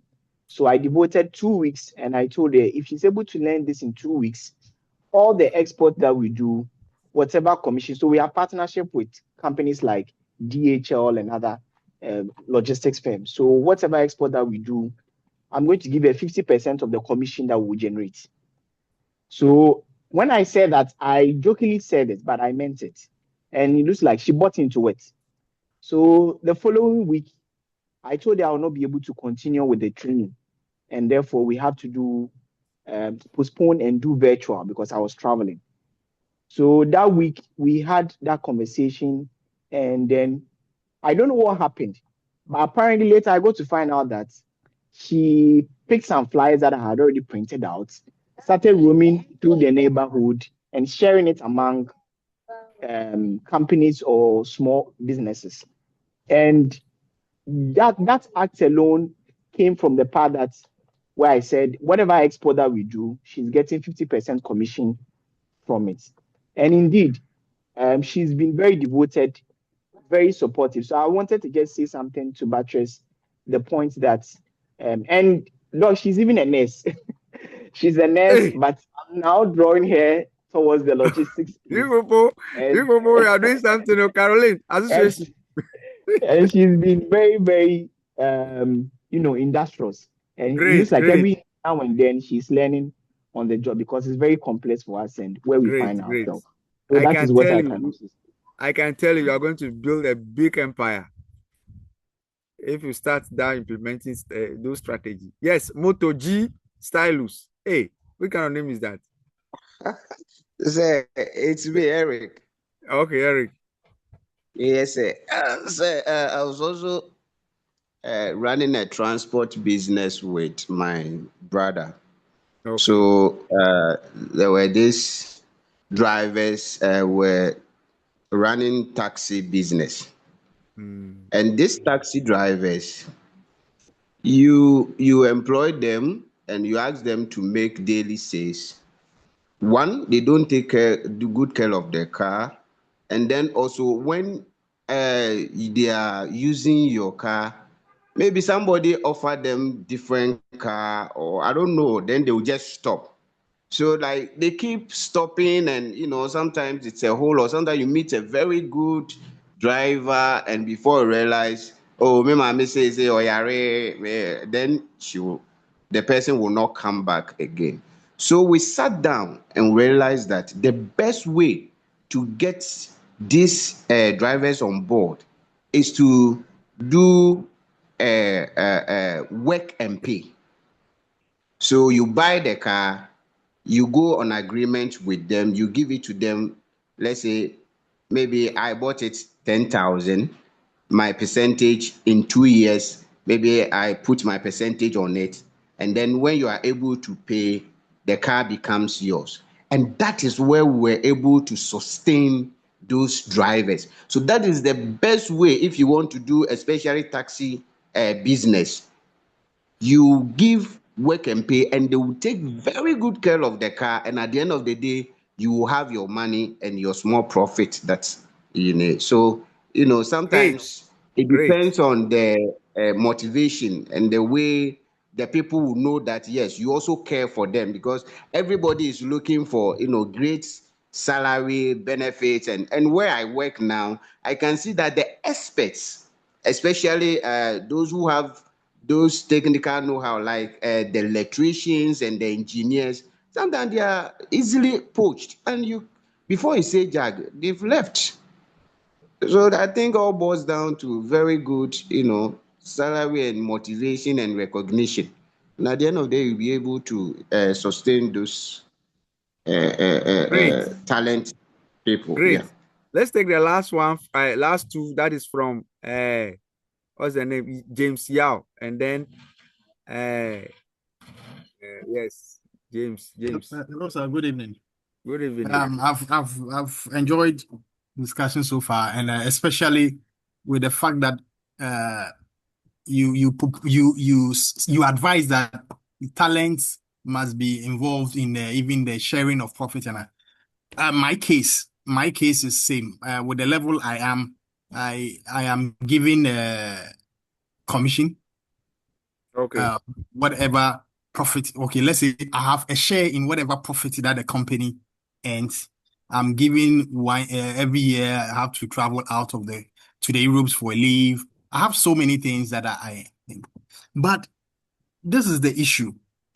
If, for instance, we need to employ somebody to be a cleaner, a waitress, a security, I am finding it difficult how profit sharing goes into these people, because these people are the most difficult to recruit. Look, if my level or any other person who is at my level, if these things are being shared with the person, it's okay. But we cannot go down there. Other than that, then what is there to share? It is difficult. I got you. I'm getting you. Please. Yes. There are a lot of jobs available, but finding people who are just moving about, doing nothing. They want to come and sit in air conditioned rooms. So somebody who has done home economics, SHS, the person says, "Oh, me, I can food for plenty people." Or this somebody who has done some technical. You include the person, you give the person some maybe a job that has to do with technical things, or the person, oh, I want to come and sit in the office. And I'm wondering how our youths, what is happening? What are we doing? What can we do to help them come up? These Asians who come to Ghana, these Chinese, and these people are SHS, and sometimes they are below. They come here and work, and some of our people call them say. Yet our people at the same level are not accepting the jobs, and they want to be moving about. you call them for interview, they will come. Even some of them will start, and tomorrow tell you my grandmother's father's auntie is having a wedding. And so I went, and because of that, I didn't come to work. And so many flimsy excuses. What do we do as Ghanaians? How do we get our youths to be working to get to our level where the profit sharing can come in? Because at their level, I don't think profit sharing can come now. Okay. In fact, your contribution is spot on. Now, let me give you one practical example before the last person to come in. You're going for a break. Let's take it to an artisanal system where mason, carpenters, steel vendors, and things or in the construction sector. Where I'm speaking now, in my house now, right now, there's a construction work going on my projects. Because I'm an engineer, let me tell you, when I engage the Togolese, I engage Ghanaians, I engage, that is Togolese for the masonry work, Ghanaians for carpentry, and then steel bending work. The kind of attitude that a Ghanaian they have put up at site. If I get a contract to move people to site, I cannot take the Ghanaians to the site. They are lazy. They are only thinking about money. They are not thinking about the sustainability of the job. No. Their issue is that they come to work, they will come to work lately and close early. When you say it, they talk nonsense towards you. Yeah, you're right. Yeah. So I just bought what our brother just said. How do we sustain retain the talent to the extent that we say, okay, this will not own a share? We need to work on the attitude. You remember when I started this lecture with you people, I just talked about Matthew 7, verse 7. The attitude, the skill, and the knowledge. Top companies in the world borrow these concepts before they can now start talking about if the employee is demonstrating the three components of the attitude, the skill, and the knowledge. Before they can now start talking about owning shares. You must demonstrate it to several levels. Per all the presentation, that practical example that Doe and Cole have said, you could realize that the guy started demonstrating the attitude, the skill, and the knowledge. That is why he called him on the boy, my friend, come here. You have to own a share here. So first of all, we need to work on that area. The attitude component. Before, as leaders, before we can let them be part of us. That is the employee be part of us.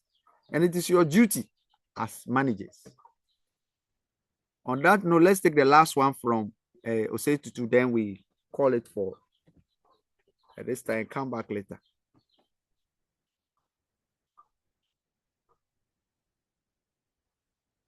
Hello? Hello, Doc. I've already spoken, please. Okay, great. So we thank God. We're going for break and come back later. I think, is it 1 hour later or what? When are we coming back? It's 30 minutes. Okay. Thank you so much. All right. Thank you, sir. Or you want we should just do 30 minutes and close? That will be better. Yes, sir. Let's do the last 30 minutes. We're already exhausted, so yes, let's exhausted. go on The and most close, important brother. thing is that there are about 2 things that I want to highlight today: the challenges and then the role of the leader. So, example of leadership in action. Let's look at that one. For instance, let's look at Amazon. Some leaders in action trying to demonstrate how to take advantage of the challenges that are in the global space: globalization, technology disruptions, sustainability goal, market volatility, and talent shortage. Look at how Amazon is going about this. Logistics leadership focuses on last mile delivery, innovations, and customer-centric operations such as same-day delivery. Okay, that's what Amazon is trying to adopt, the same-day delivery. Whatever you had, you order today, you get it. Like how my sister, the one, you see, Jumia. Am I right? Yes, Doc. Please, we also have same-day delivery. Okay. Yes. So if I want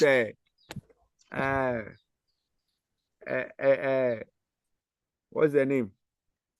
A TV set to buy, I can get it within 2 weeks. Yes, please. Yes, please. Okay. Hackers. It's a very good TV. Hackers. Yes, please. Okay. I see. And then what's the name? There's something that you just WhatsApp me later and see what we do. Then there's another one. Look at this shipping company. Is it a shipping company? Yes, sir. Maersk. Leadership drives digital transformations and sustainability by adopting blockchain for transparent supply chains and committing to carbon neutral shipping by 2050. See how they are trying to act. Then leadership in logistics and transport ensures that complex systems remain efficient, adaptable, customer focused by doing what? By leveraging strategic thinking. Very, very important. Strategic thinking. It happened like though. He realized that, Charlie, this is a big business we are trying to do. And this guy, he has the skill, he has the knowledge. But he realized he want to put us some attitudinal thing that might not help me. What do I do? Strategic thinking. Quickly, strategic thinking. Now, so like what we are all trying to discuss now, about like my case. So what I trying to do is strategic thinking. What I'm going to do now is that all the regulations at my site, I'll find means to make sure that when they come, I boost their morale by providing food for them.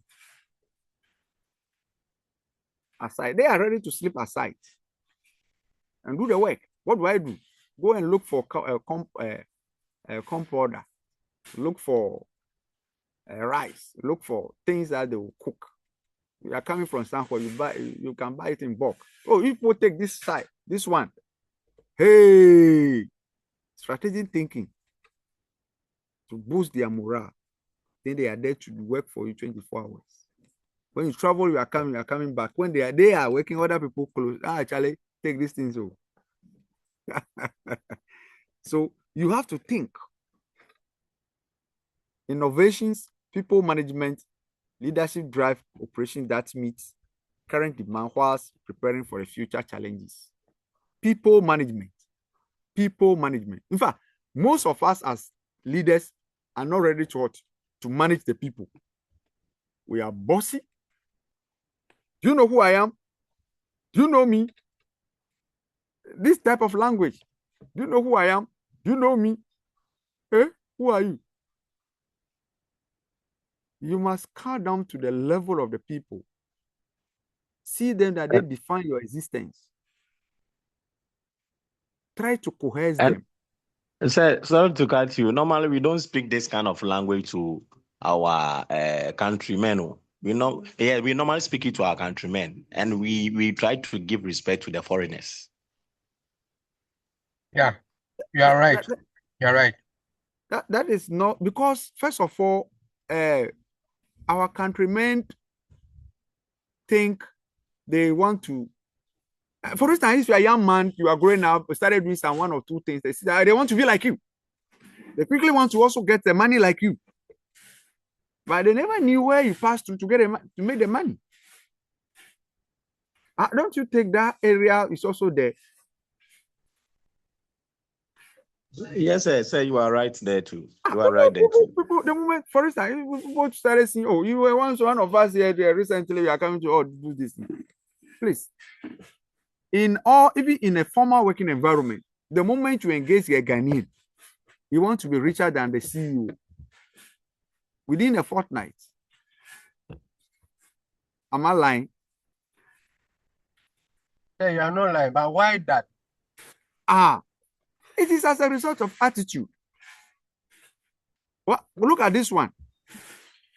A company pickup car is available, a car is available. Lunchtime, you see him because he's in charge of driving car. Then you take the car, go around, go and pick his boyfriend or girlfriend somewhere. Go and chill in lunchtime. Waste. When they come and then you talk, when you say, then you started talking nonsense. This kind of small bad behaviors all along. You see, it doesn't add up. This is who we are. Okay. Another practical example. The worst of it is that if you have a company, then you realize you want to give help to your own people. You go to your family and go and bring one person to work there. You are doomed. You are trying to help. Hey. You see, so there is a fundamental thing wrong with us. And we are the very people who go to church and be singing, do all kinds of things, pretending. So it is well. Okay. I think that is that. That is that. Yeah, I don't think I want. Yeah. Any question? Yeah, sir. Concerning this issue about attitude of Ghanaians, don't you think the behavior of some politicians or let me say politicians is also contributing to this particular issue? Because the reason being is in my office, I have this lady that was brought by a politician. She doesn't want to respect anybody. Either you are there before she came or you are superior than her. Order, when you give her order, she will not take it. She does what she wants and she go out and do whatever she wants at all. When you go further and try to report her to the superior, they don't do anything about it. And recently, she ended up fighting with NSS personnel. So I'm thinking this attitude of politicians and these politics issues also is eating into us, and that one also is contributing to this particular behavior we are putting up as a Great. Ghanaian. I agree. Very important. Yeah, James, come in. But sir, hello, sir. Go ahead. Yeah, on this particular thing, I partly disagree with sir, because I'm thinking that our politicians are a reflection of the society. Yeah. What the way we are already like that. All of us here talking, I am sure very few of us may go a bit away from it. But when we get opportunity as some of the ministers and others, we may be doing worse. It's a reflection of we tell ourselves when you get to a certain level, make sure you can push enough money somewhere to take care of your family, take care of this, take care of that, take care of that. So as we go there, already now we have a baggage behind us, something to take care of. And however we get the money, we'll do it to get it there. And the attitude, the kind of, sometimes when we want power, the kind of that kind of thing we portray as if we are good. We get there and it is something different. And we are portraying what we have already learned. I am sure those who have good characters, when they get there, you see it. And those who are not having it, when they get there, we see them. So I am thinking that the politicians, They are just a reflection of us. It is not that when they get there and they change. They are already like that. Thank you very much. Politicians, great. Politicians are the true reflection of us. It began So with my us. brother James, what do you think we should do to change this culture? What do you think we should do to change? Yeah, so yes, that is very important. It is not only even the politicians. I started by saying our youth. The one coming from the SHS, it's bad. And tomorrow, when we are holding walking sticks, these people are going to make decisions for us. So it is a national thing, a clarion call to all of us to start doing something about the way our people are behaving. It's because of this that 2 years ago it pushed me to start a program called the Entrepreneur on the social media. On the social media, I'm doing something called Entrepreneur to let everybody work, if wherever you are working, work as if the business is for you. And as you do that, you enjoy it. And I use my life to to speak. Whatever businesses I'm doing, they are not mine. I've tried setting up my own business. They have never worked for about 20 years now. They've never worked. But I try working for people and I do it well. It works for the people. So what is God telling me? What is destiny telling me? Let me do whatever work that God has given me. Let me do it very well and it will pay. And that it is paying for me. I don't do any brisky thing like that. All I need to do is to think and give solutions. And my bills are being paid for. I'm living a kind of life that I don't struggle too much to live the way I want to live. But I am doing that because I've decided to help other business or other people's business grow. But do we have our youth doing that? Because once upon a time, I finished my HND as electrical engineer and I couldn't get any job. I run through to get electrical job. I didn't get. I ended up in markets trying to do some sales and other things with some micro institutions. By the grace of God, I lifted to another level like that. But are the youth today ready to do those things? And what do? We'll have to find a way of changing the way they think. Life, we don't just, anything that you just move from down up like that will surely fall immediately. There has to be some gradual move. And we, wherever we are, in our churches, in our homes, and all those places, we should teach them. I'm busily training my kids, telling them that where I've gotten to, they shouldn't think that automatically they can get there. I've been through a lot to get where I am. And they will have to go through life to get to where I am. So they shouldn't think it's that easy. I'm trying to do that. And all of us have to do it. Great. I love that. In fact, I think this class has been an inspiration. I learned a lot from all of you. You see, we are the change agents. That is leading to the next topic we will probably might talk about. We have to be the change agent.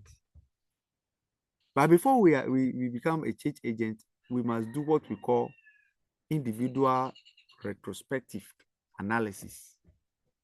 Each and every one of us. I heard a sermon from Otabel once. I don't listen to him, but there was one time he was preaching and then I heard it. He said, if you are accusing other people, then first of all, go home to the mirror, to your house and look through the mirror. Then what about me, myself? We can blame the politicians. We can blame the youth. We can blame anybody.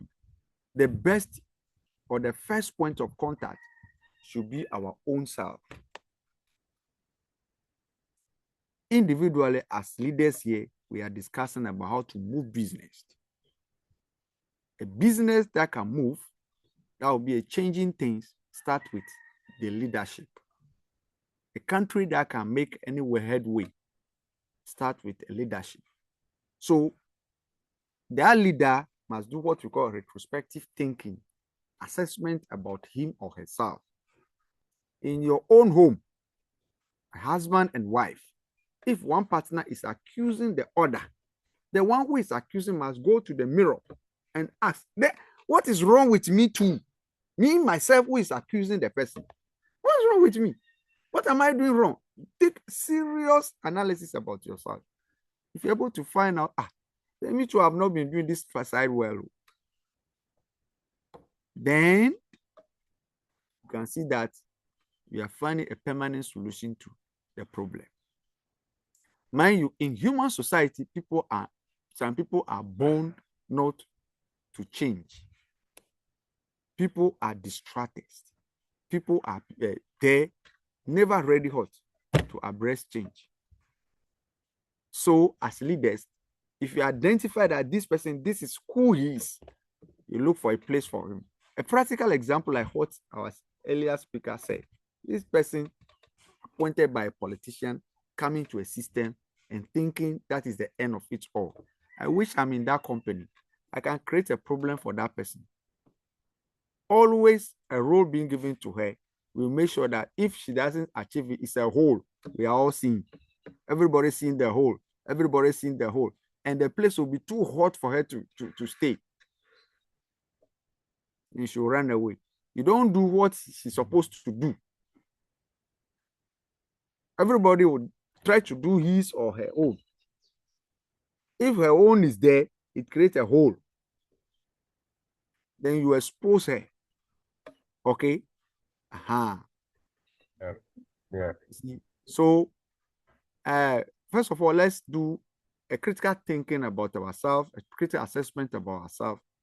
If we are the light of the world, I can tell you, other people follow. That is why somebody said the representative of the politician is what we are seeing. Because they are the first point of call leaders we are seeing. What about from our own home? People carry their own behavior, how their father and mother trained them to work in environment. And they expose it. So if you employ somebody, you need to now retool the person. In fact, if you marry somebody, you need to reorient the person to believe in your why you are here, where you want to be, how you get there. I've been telling people about this. If you find a lady to marry or a man to marry, all of you need to answer this basic question. Write this on paper. Why are we here? Where do we want to be? How do we get there? Why this relationship? Where do we want to be? The kind of marriage we want to have. How do we get there? I mean, all of them should be able to go and spell it out. Then you cross notes. If it doesn't tally, it's not your partner. Okay, so these things, that is why if your employee say you are looking for a job, they call you for interview and start asking you questions to find out whether you meet the thinking of the company. You see, but that is why I also don't like that. Okay, what we do in our country, what we do in our country, that's why it's happening now. You are working in an environment. If you know that you are getting to retirement, you go and bring your family person, come and replace you. This is what goes on. So you could see the behavior. A family lifestyle has been instituted into a corporate organization. That is why it is so. I'm sure I'm making sense. Oh, yes, yeah. Yes, sir. Yes, sir. Yes, sir. So please, let us do critical assessment of ourselves personally. You see what Christ said, let's remove the plug from our eyes first, do critical assessment for ourselves, then we cannot move because we are the lights of the world. And then we will get there. I know through these lecture things we are all studying life. We borrow the same concept to our business environment. And I can tell you, we'll create a world that will never. Those who have done it well, they are giving a testimony in this platform. Yes, I'm able to do it, and it is working out well for me. Perfect. Other people should do the same thing. Okay, and then you can. That is why I believe that, for instance, you can't finish this program not knowing your friend, not knowing what he's doing. You can all come together, form idea, and open businesses here and there. You manage it yourself, you are creating wealth. as part of entrepreneurship program that we always talk about. Any question? Any question? Next week, when we meet, we'll try as much as possible to move to finish most of these slides. Okay? Any question? No question for now. So the Okay. question is about the articles. When are we getting it? You will get it by the close of today. Okay, so. Okay. You get it by the close of today. That's why I'll end up closing anymore from now so that I can read the last two. Okay. Very important. So,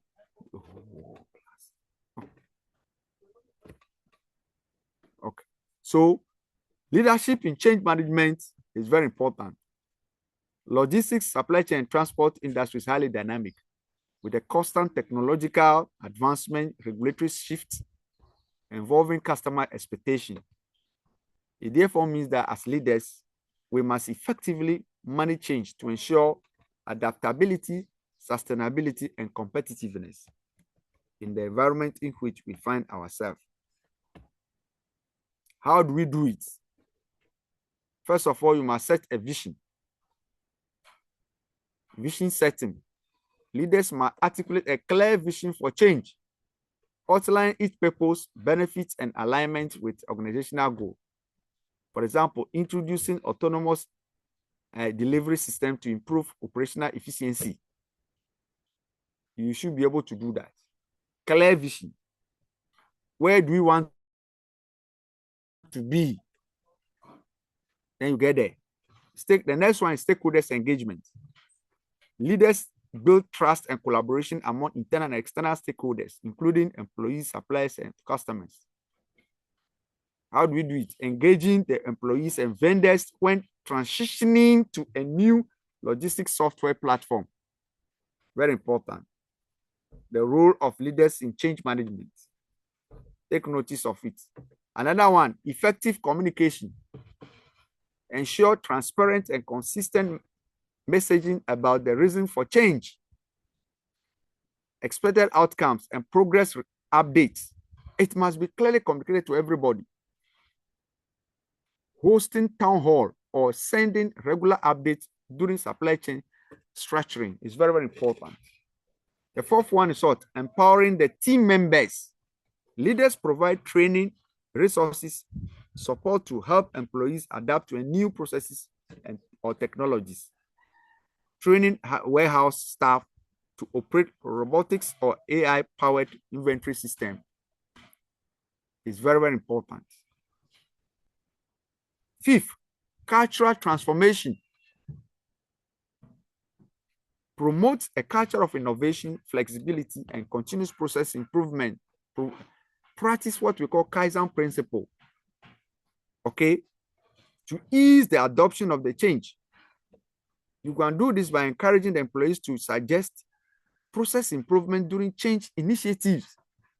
Don't go there and say, I'm the only one. No. Create a room for them to make an input.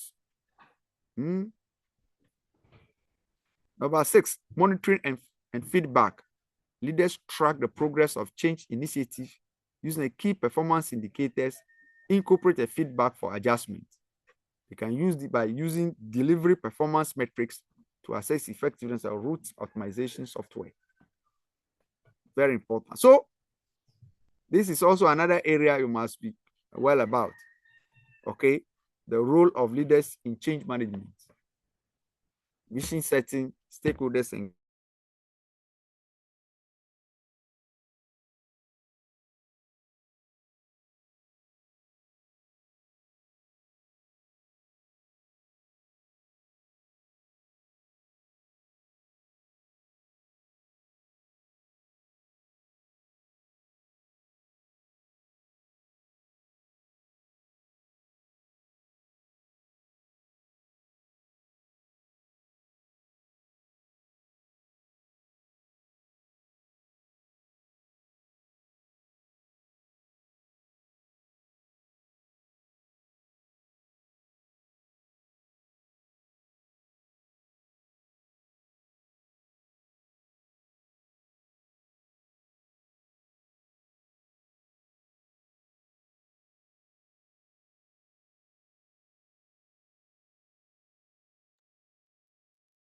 Bocho yapuna. Ocho Yamponia. Yeah, Doc has a network issue.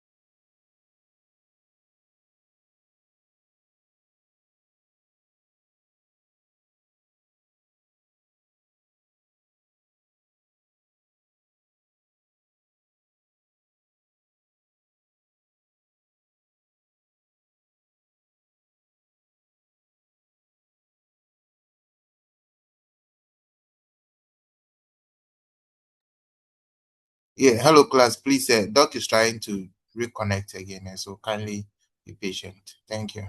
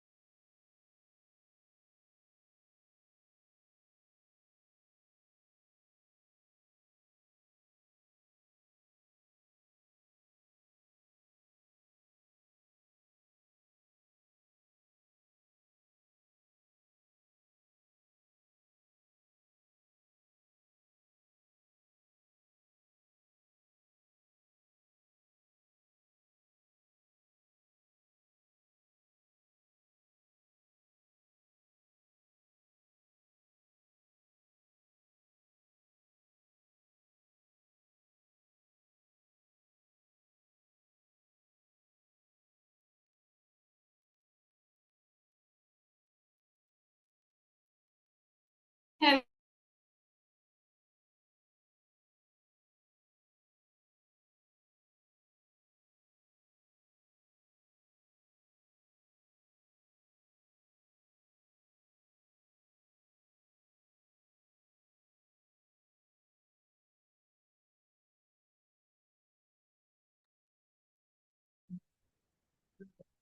Mr. Usu, Yes, madam. how are you? I'm fine.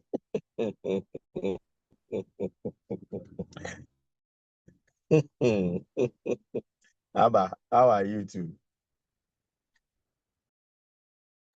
I'm fine.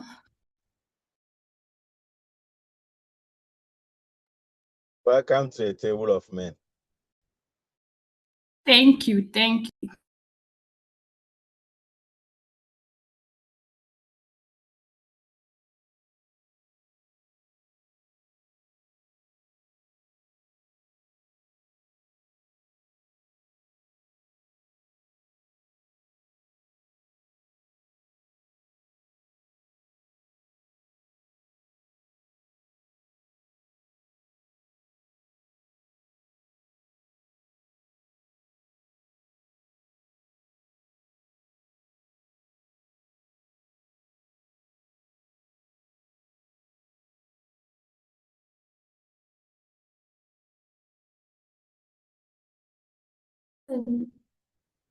Mr. Kuma.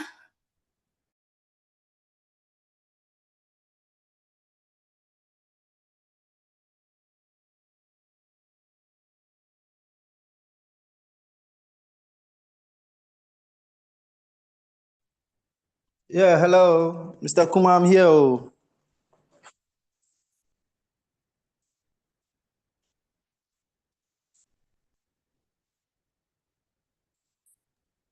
Yeah, hello class.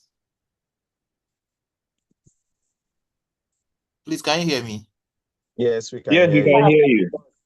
Yeah, we can hear Papa, you. we can hear you. Hello? Papa, we Yes, can hear we you. can Hello hear class, you. please, Please can you carry hear on. me? We can hear you. Carry on. We can hear you. Yeah, hello, can you hear me? We can hear Yes, we you. can hear you. Oh, All right, okay, all right. So Doc was trying to connect, and then I think that he's not able to connect. So he says that we should call it a day, and then we'll reconnect next week and then continue from there. So he extends his sincere appreciation to everyone for today's class, and then he hopes to get in touch. Also, he says I should remind you that we'll be sending the documents, so I'll forward the documents to the various platforms and that so that you join, you pick it up from there as groups, and then we work on it. Thank you very much, everyone, and then see you next week. Bye-bye. bye. Bye. Bye. Bye-bye, Papa.